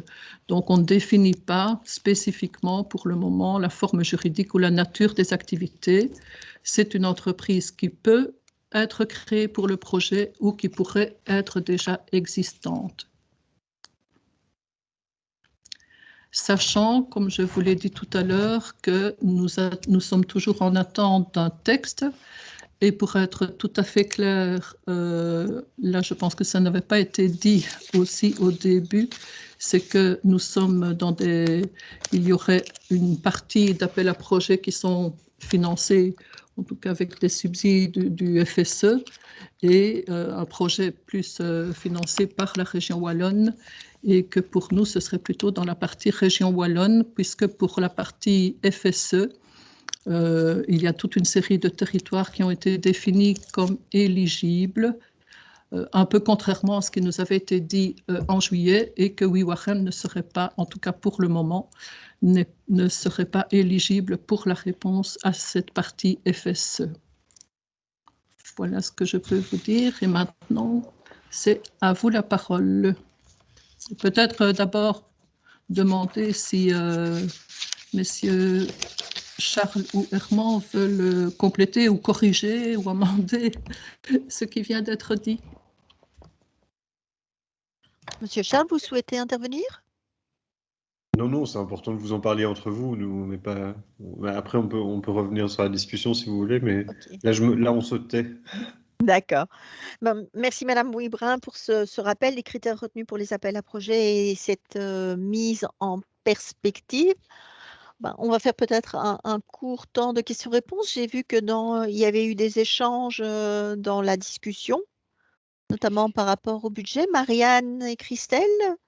C'est ça, oui. Il y a une question qui demandait quel serait le budget possible du projet sur 5 ans, comprenant la prise en charge d'un salaire correct de personnes sans emploi de longue durée et un certain accompagnement. Est-ce que la région wallonne a déjà déterminé le nombre possible de personnes qui pourraient avoir un CDI pendant 5 ans dans un des projets wallons? Et Monsieur Charles donc a donné le chiffre qui est, mais la ventilation par territoire et par personne, elle n'est pas encore arrêtée. Alors, question suivante, c'était est-ce que ce budget comprenait aussi bien le FSE que la région wallonne. Et effectivement, il s'agit bien d'un cumul. Monsieur Javot, je vois que vous avez éventuellement une question. Oui, bonjour. Désolé, je ne savais pas écrire parce que j'étais en voiture, mais je viens de revenir. Et donc, bonjour à tous. Merci, messieurs. C'était tout à fait passionnant. Vous l'avez peut-être fait, donc je m'en excuse que j'ai raté le premier quart d'heure. On a un très chouette Young Climaton avec plein d'écoles pour créer les emplois du futur. Je vois qu'on parle systématiquement de chômeurs longue durée, ce qui est important. Est-ce que, dans votre expérience, est-ce que nous, dans notre ambition à WIWAREM, on envisage éventuellement de cibler certains publics? Je m'explique. Moi, j'ai vraiment une préoccupation majeure sur les NEET, sur mes jeunes qui sont à plus de 25%, qui ne sont ni dans des filières de formation, ni à l'école, ni soit en décrochage ou bien pas du tout employés pour l'instant et qui zonent beaucoup. Eux-mêmes sont en demande d'avoir des contacts. Et donc, je sais que je ne sais pas si parfois on peut travailler avec certains publics particuliers, évidemment avec certaines initiatives particulières. Et juste plus globalement, parce que je vous ai entendu, notamment pour voir comment connecter différentes initiatives qui existent, s'appuyer sur ce qui existe déjà. Je pense que c'était M. Charles qui le disait. On a évidemment, nous, un énorme enjeu. Je ne vais pas revenir sur le fond du dossier, encore moins depuis cette nuit, mais il y a déjà des acteurs qui sont réunis autour de l'avenir de Tihange en essayant d'identifier certains secteurs. Il y a évidemment l'économie circulaire, il y a évidemment autour de l'énergie, mais on parle aussi d'énormément de travail autour de la silver economy, du vieillissement de la population. Enfin, on a eu une analyse diagnostique de notre territoire sur WIWAREM, et notamment un schéma de développement territorial. Et là-dedans, je pense qu'il pourrait y avoir vraiment des connexions fortes à faire avec également nos habitants. Et particulièrement ceux qui sont parfois chômeurs de très longue durée dedans. Donc voilà, mais ma préoccupation, et je dois avouer que une grosse partie de mon intérêt aussi, alors il y a l'approche territoriale que je comprends bien, j'ai bien connu à Bruxelles dans une autre vie, et là c'est vraiment très pertinent par quartier, hein, c'est logique, on voit une grosse disparité parfois au sein même des communes. Vous savez, ici notre territoire est un peu plus...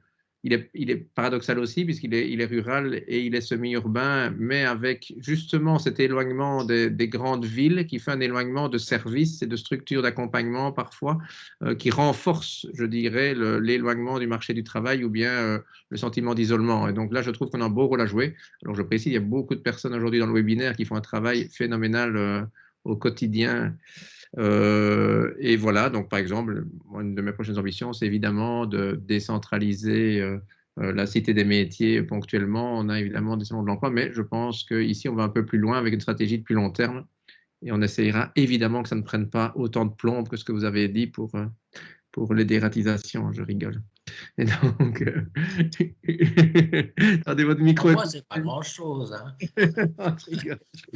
Non, sur la question soulevée, c'est pour ça que j'ai ponctué avec un petit mot d'humour en disant territoire zéro chômeur longue durée. Il y a que territoire qui est plus ou moins exact. En gros, ça ne s'adresse pas aux chômeurs de longue durée. Il faut effectivement voir ça d'une manière générale vers les populations qui sont, quel qu'elle soit leur statut, sont éloignées de l'emploi. Et donc, effectivement, la question des needs et de la robinhoodisation, comme on dit, d'une certaine partie des publics, elle est complètement intégrée à la fonction du territoire zéro chômeur de longue durée. C'est une formulation française qui est malheureuse, mais qui a permis de la faire passer à un grand, je dirais, au niveau parlementaire. Ça a satisfait tout le monde, cette formulation, en fait. Mais bon, voilà, on devra peut-être un jour la changer entre nous lorsqu'on sera complètement devenu indépendant de la France. Non, je rigole, mais c'est quand même un peu ça. Donc voilà, oui, de fait, je dirais, les articulations dont vous avez fait mention sont exactement celles que nous proposons de mettre en place, sachant qu'effectivement, la logique territoriale wallonne et bruxelloise sont un tout petit peu effectivement différentes. Et là, je pense qu'avec l'intervention de Mme Hubrin juste avant, je pense qu'on est dans ces logiques-là, dans ces rencontres de logiques-là qui paraissent effectivement, pour employer un mot qui me paraissent en tout cas vertueuses dans ce qui nous occupe et qui peuvent ouvrir effectivement des perspectives. Je vois que Julien trépigne pour prendre la suite. Je le connais. Effectivement, moi je n'ai pas tout à fait le même avis que Paul, ou alors je le formulerai d'une façon plus... autrement. Effectivement, les needs, il n'y a pas de doute peuvent avoir une place dans le dispositif, voire qu'ils doivent en avoir une place, mais ce que les descriptions françaises montrent, c'est que les entreprises qui fonctionnent sont des entreprises au sein desquelles il y a une grande diversité de population parmi les anciens chômeurs de longue durée, avec les précautions que Paul vient d'énoncer. C'est-à-dire qu'il y a des gens qui vont rester dans l'entreprise pendant très longtemps, qui pensent rester très longtemps. Il y a des gens qui sont en fin de carrière et qui pensent juste faire un passage et puis pouvoir être pensionné ou se réinsérer dans le marché de l'emploi classique. Donc, je pense que ce qui fait la force de ces entreprises-là, moi, je suis pas, on ferait une entreprise avec 150 personnes qui ont une thèse en sociologie comme moi, elle serait pas plus efficace qu'une entreprise avec 150 NEETs. Je pense qu'il y a un enjeu sans faire sans simplifier les choses, et reverser ça dans des enjeux d'intelligence collective et tout ça. Et je crois qu'il y a un vrai enjeu à structurer cette entreprise autour d'une diversité de profils pour qu'elle puisse fonctionner et que donc être juste avec des niches ou être juste avec, je sais pas, l'autre expression que j'emploie moi souvent pour parler du projet, c'est de faire en sorte que ce soit pas une espèce de smart des bras cassés, c'est-à-dire tous les gens qui ont des projets individuels à développer et qui savent juste pas le structurer économiquement, ça aurait pas de sens. Il y a un enjeu à construire des projets collectifs. Ça fait partie de la difficulté du projet, entre autres, et je ne vais pas leur jeter la pierre à nous, sans mauvais jeu de mots, à cause du catéchisme d'ATD qui faisait croire dans la formulation initiale du projet que les besoins du territoire et les compétences des personnes allaient se rencontrer magiquement et simplement et qu'on avait une unité telle sur le territoire qu'il n'y allait pas avoir de problème. Non, il y a des enjeux sur lesquels les besoins du territoire et les compétences des personnes ne se retrouvent pas. Et donc, il faut pouvoir arbitrer ces choix-là, passer par de la formation, faire autre chose. Il y a un enjeu là vraiment à structurer cette question. Et donc, est-ce que la silver economy et tous les enjeux liés au service à la population vieillissante font partie du projet? C'est évident qu'en France, il y a deux gros axes de développement économique de ces projets, c'est l'économie circulaire et le service aux personnes. Mais c'est pas décrété en amont. C'est l'analyse du territoire qui produit le développement des activités dans ces secteurs-là sur base des compétences des personnes. C'est juste, je pense qu'il ne faut pas statuer, se dire, enfin, je vais le dire platement, mais si la décision, c'est de se dire, dans la commune dont on est en train de parler, il y aura une entreprise à but d'emploi qui recrutera des NEETs pour faire du service aux personnes âgées, je crois que le projet a peu de chances de se réaliser et d'avoir une vraie viabilité économique. Moi, je n'avais pas compris la question comme ça. Moi, je pense que c'était une partie, que évidemment que le projet n'est pas réservataire à une catégorie de la population. Hein, on est bien d'accord. Hein. C'était bien votre version. Merci. Merci. Alors, je pense que vous avez répondu en partie à la question suivante, mais peut-être qu'un bref rappel ne fera pas de tort. Les territoires zéro chômeur reprend donc, si j'ai bien compris, pose la personne, ce que fait actuellement les ALE, avec en plus s'ouvrir plus vers d'activités tournées, vers des besoins spécifiques locaux et surtout d'ouvrir la mesure ALE à un personnel plus important que les demandeurs d'emploi de longue durée et les revenus d'intégration, le tout en leur donnant un CDI. En disant, le principal travail sera donc de chercher un public cible sans l'effrayer. Qui se lance?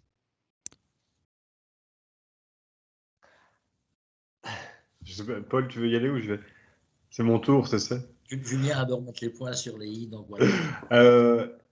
C'est tout à fait ça, et donc c'est pas du tout ça, pour être absolument pas clair dans ma réponse. C'est-à-dire que précisément, vu qu'il s'agit de faire autre chose que les ALE, il s'agit aussi de faire autre chose que ce que font les SAS, que ce que font les IDES, que ce que font les articles 60, que ce que font... On peut faire la liste de dispositifs qui contribuent à de la remise à l'emploi des personnes qui sont éloignées depuis ou des demandeurs d'emploi de longue durée, pour reprendre la terminologie qui a été utilisée dans la question.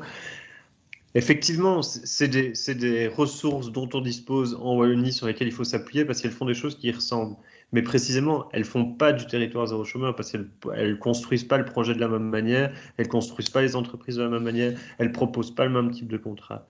Et donc, oui, il faut s'appuyer sur les compétences professionnelles de tous les travailleurs qui sont aujourd'hui actifs dans ces secteurs-là pour contribuer pour aider à la remise à l'emploi, à retrouver de la confiance en soi et ce genre de choses.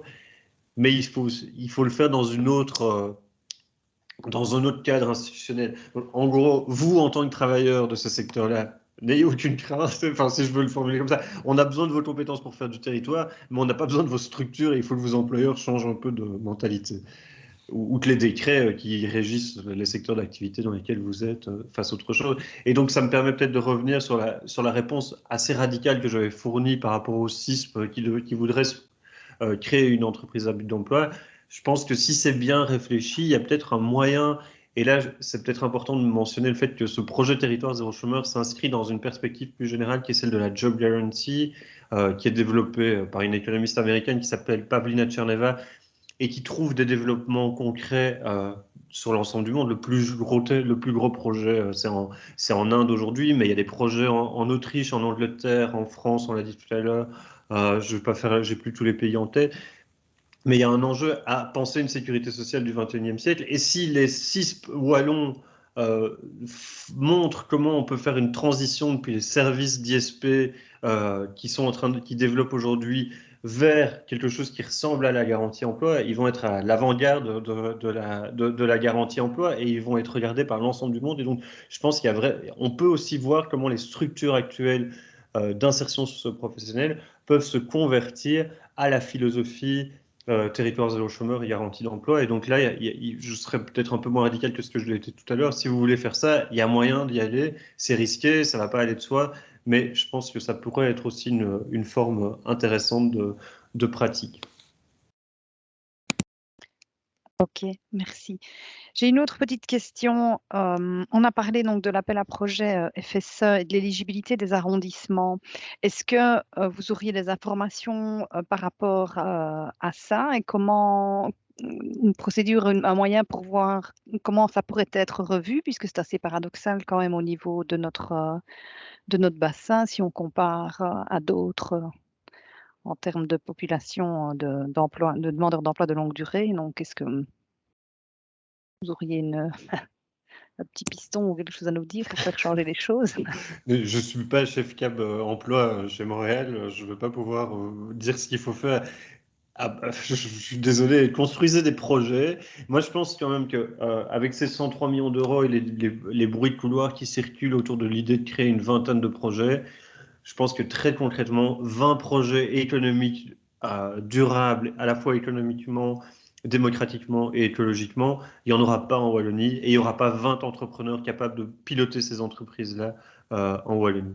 Donc, je pense que si vous ne rentrez pas dans les cadres du projet, tout au niveau de la définition territoriale, mais que vous rentrez dans les cadres de la philosophie du projet, vous pouvez avoir de l'espoir que l'enveloppe wallonne ne sera pas épuisée et qu'ils pourront vous en allouer une partie.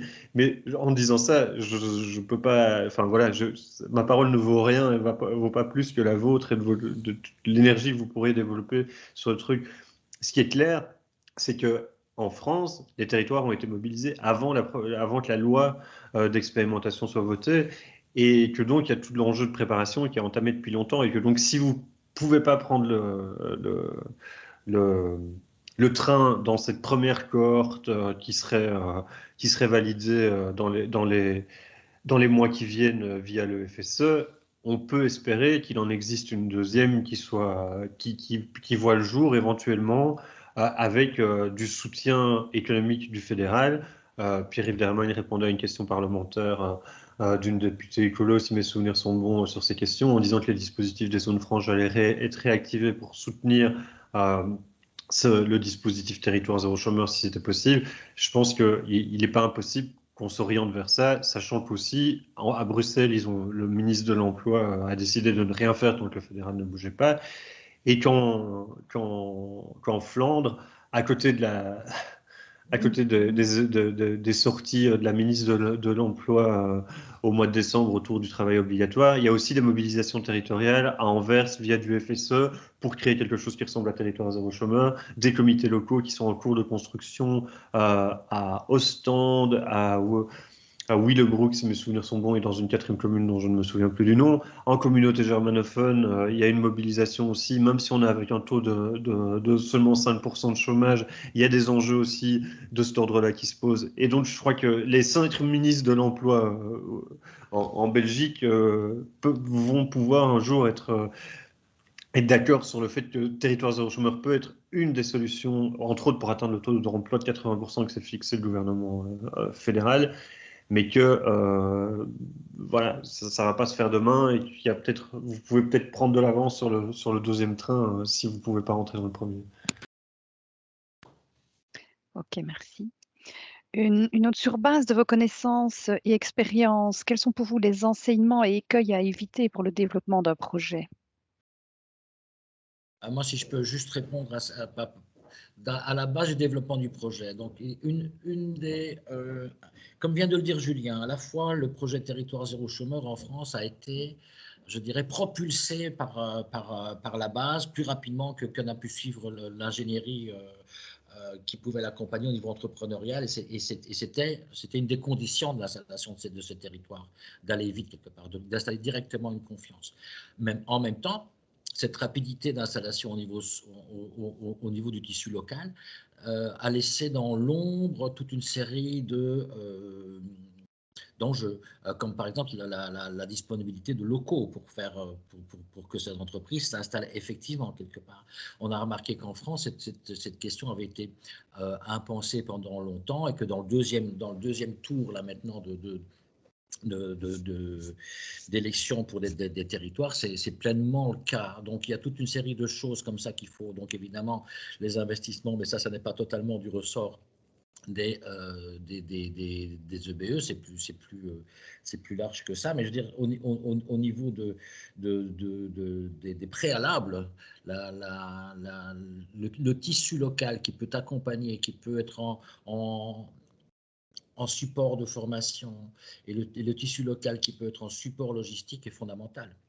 C'est vraiment, c'est aussi ça qu'il faut voir. Donc, on ne perd jamais de temps à se préparer pour poursuivre l'intervention de Julien. On ne perd jamais de temps à se préparer. Donc, de fait, même si aujourd'hui l'arrondissement de WeWarem n'est pas repris comme tel par une partie du projet, je pense comme Julien qu'à compter du moment où vous mettez vous-même les clignoteurs ouverts, je pense comme lui qu'il n'y a pas 20 projets qui vont surgir de terre dans les mois qui viennent. Donc, je veux dire, préparez-vous à ça. Donc, il faut vraiment assurer le terrain au préalable et donc dire oui, là, nous avons effectivement tel locaux qu'on peut mettre à disposition, oui, tel type de ressources en matière de formation, nous en disposons, etc. Donc là, il faut que vous soyez clair sur ces préalables. Ok, merci beaucoup. Dans le même ordre d'idées, est-ce que certains principes ou conditions seraient moins importants sans pour autant dénaturer le projet? Non, ça c'est clair. Ouais. Pour nous, il y a pas. C'est une des questions qui revient souvent. On avait découpé avec Élise Dermine, qui est juriste, le droit au travail autour de 5 sous-objectifs pour essayer de montrer comment est-ce que, dans l'étude sur les 20 conditions dont on vient de parler, pour essayer de montrer comment Territoire Zéro Chômeur parvenait à réaliser un droit à l'emploi digne du XXIe siècle. En fait, en plus des 5 composantes qu'on a repris ici avec les 3 principes, démocratiser, dépolluer et démarchandiser, il y en a une 6e ou une 4e, c'est qu'il faut prendre les 3 à la fois. Et ça, pour nous, c'est indiscutable. Ça rend le projet sans doute un peu plus compliqué, mais c'est ce qui fait aussi que ce projet parvient à des résultats en termes à la fois économique, mais aussi et surtout politique et de remobilisation des personnes hyper décisive. Et je peux juste m'arrêter sur une variable qui, moi, me tient à cœur dans les analyses que j'ai pu lire concernant le projet de Lille, c'est que l'ensemble des personnes qui participent, qui ont été salariées par l'entreprise à but d'emploi, aujourd'hui, déclarent qu'elles invitent à nouveau des amis chez eux.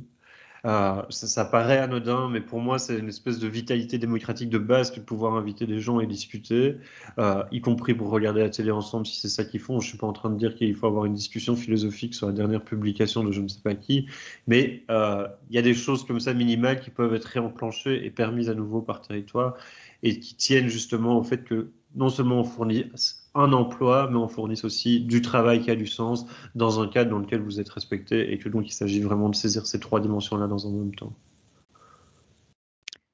Merci beaucoup. Oui, alors voilà 2 fois qu'on évoque cet article sur le travail. Comment se le procurer?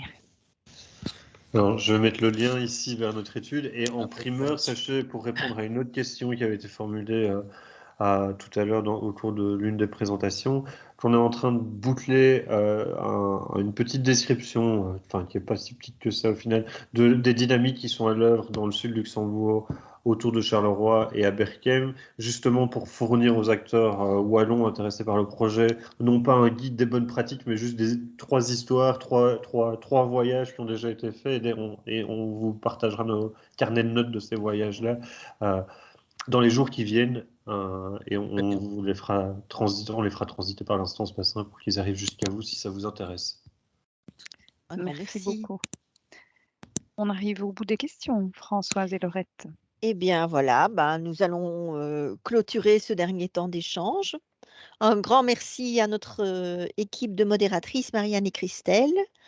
Maintenant, je vais passer la parole à Françoise qui va clôturer cette matinée et parler des suites de ce séminaire. Voilà, Françoise.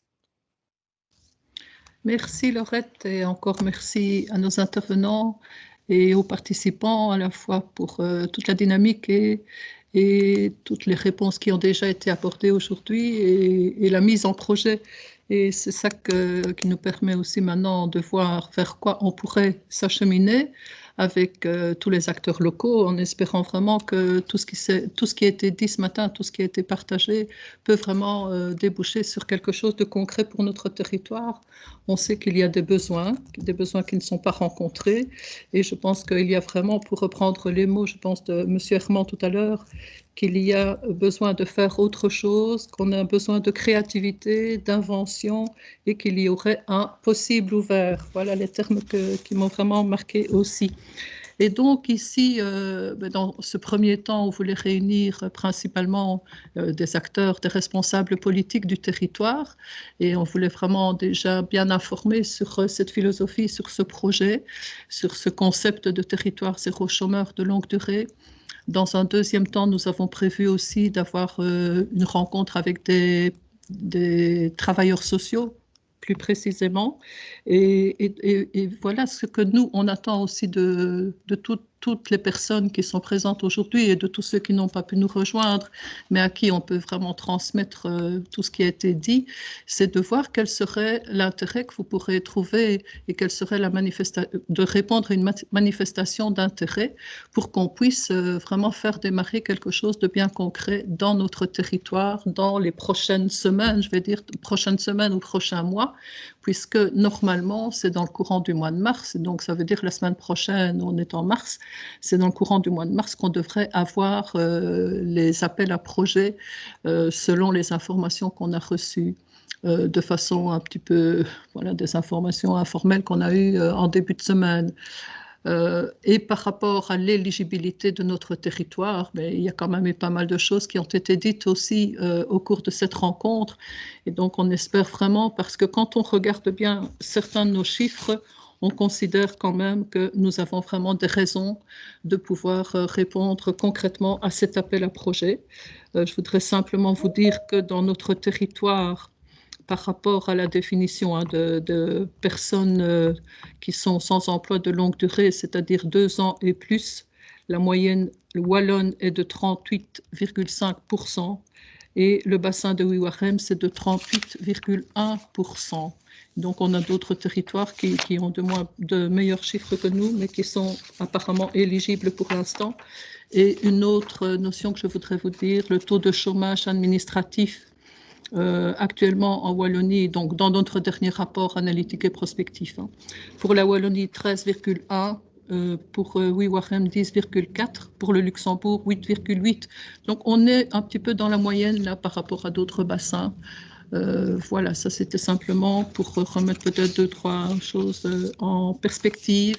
Et j'espère que vous avez trouvé cette rencontre vraiment intéressante. En tout cas, de mon côté, je l'ai trouvée vraiment super enrichissante et qui nous met vraiment en perspective et dans une belle dynamique. Et voilà, j'espère qu'on pourra vraiment répondre de façon très concrète dans les prochaines semaines En tout cas, merci à tous ceux qui ont préparé cette rencontre et encore merci à Monsieur Charlet, Monsieur Herman.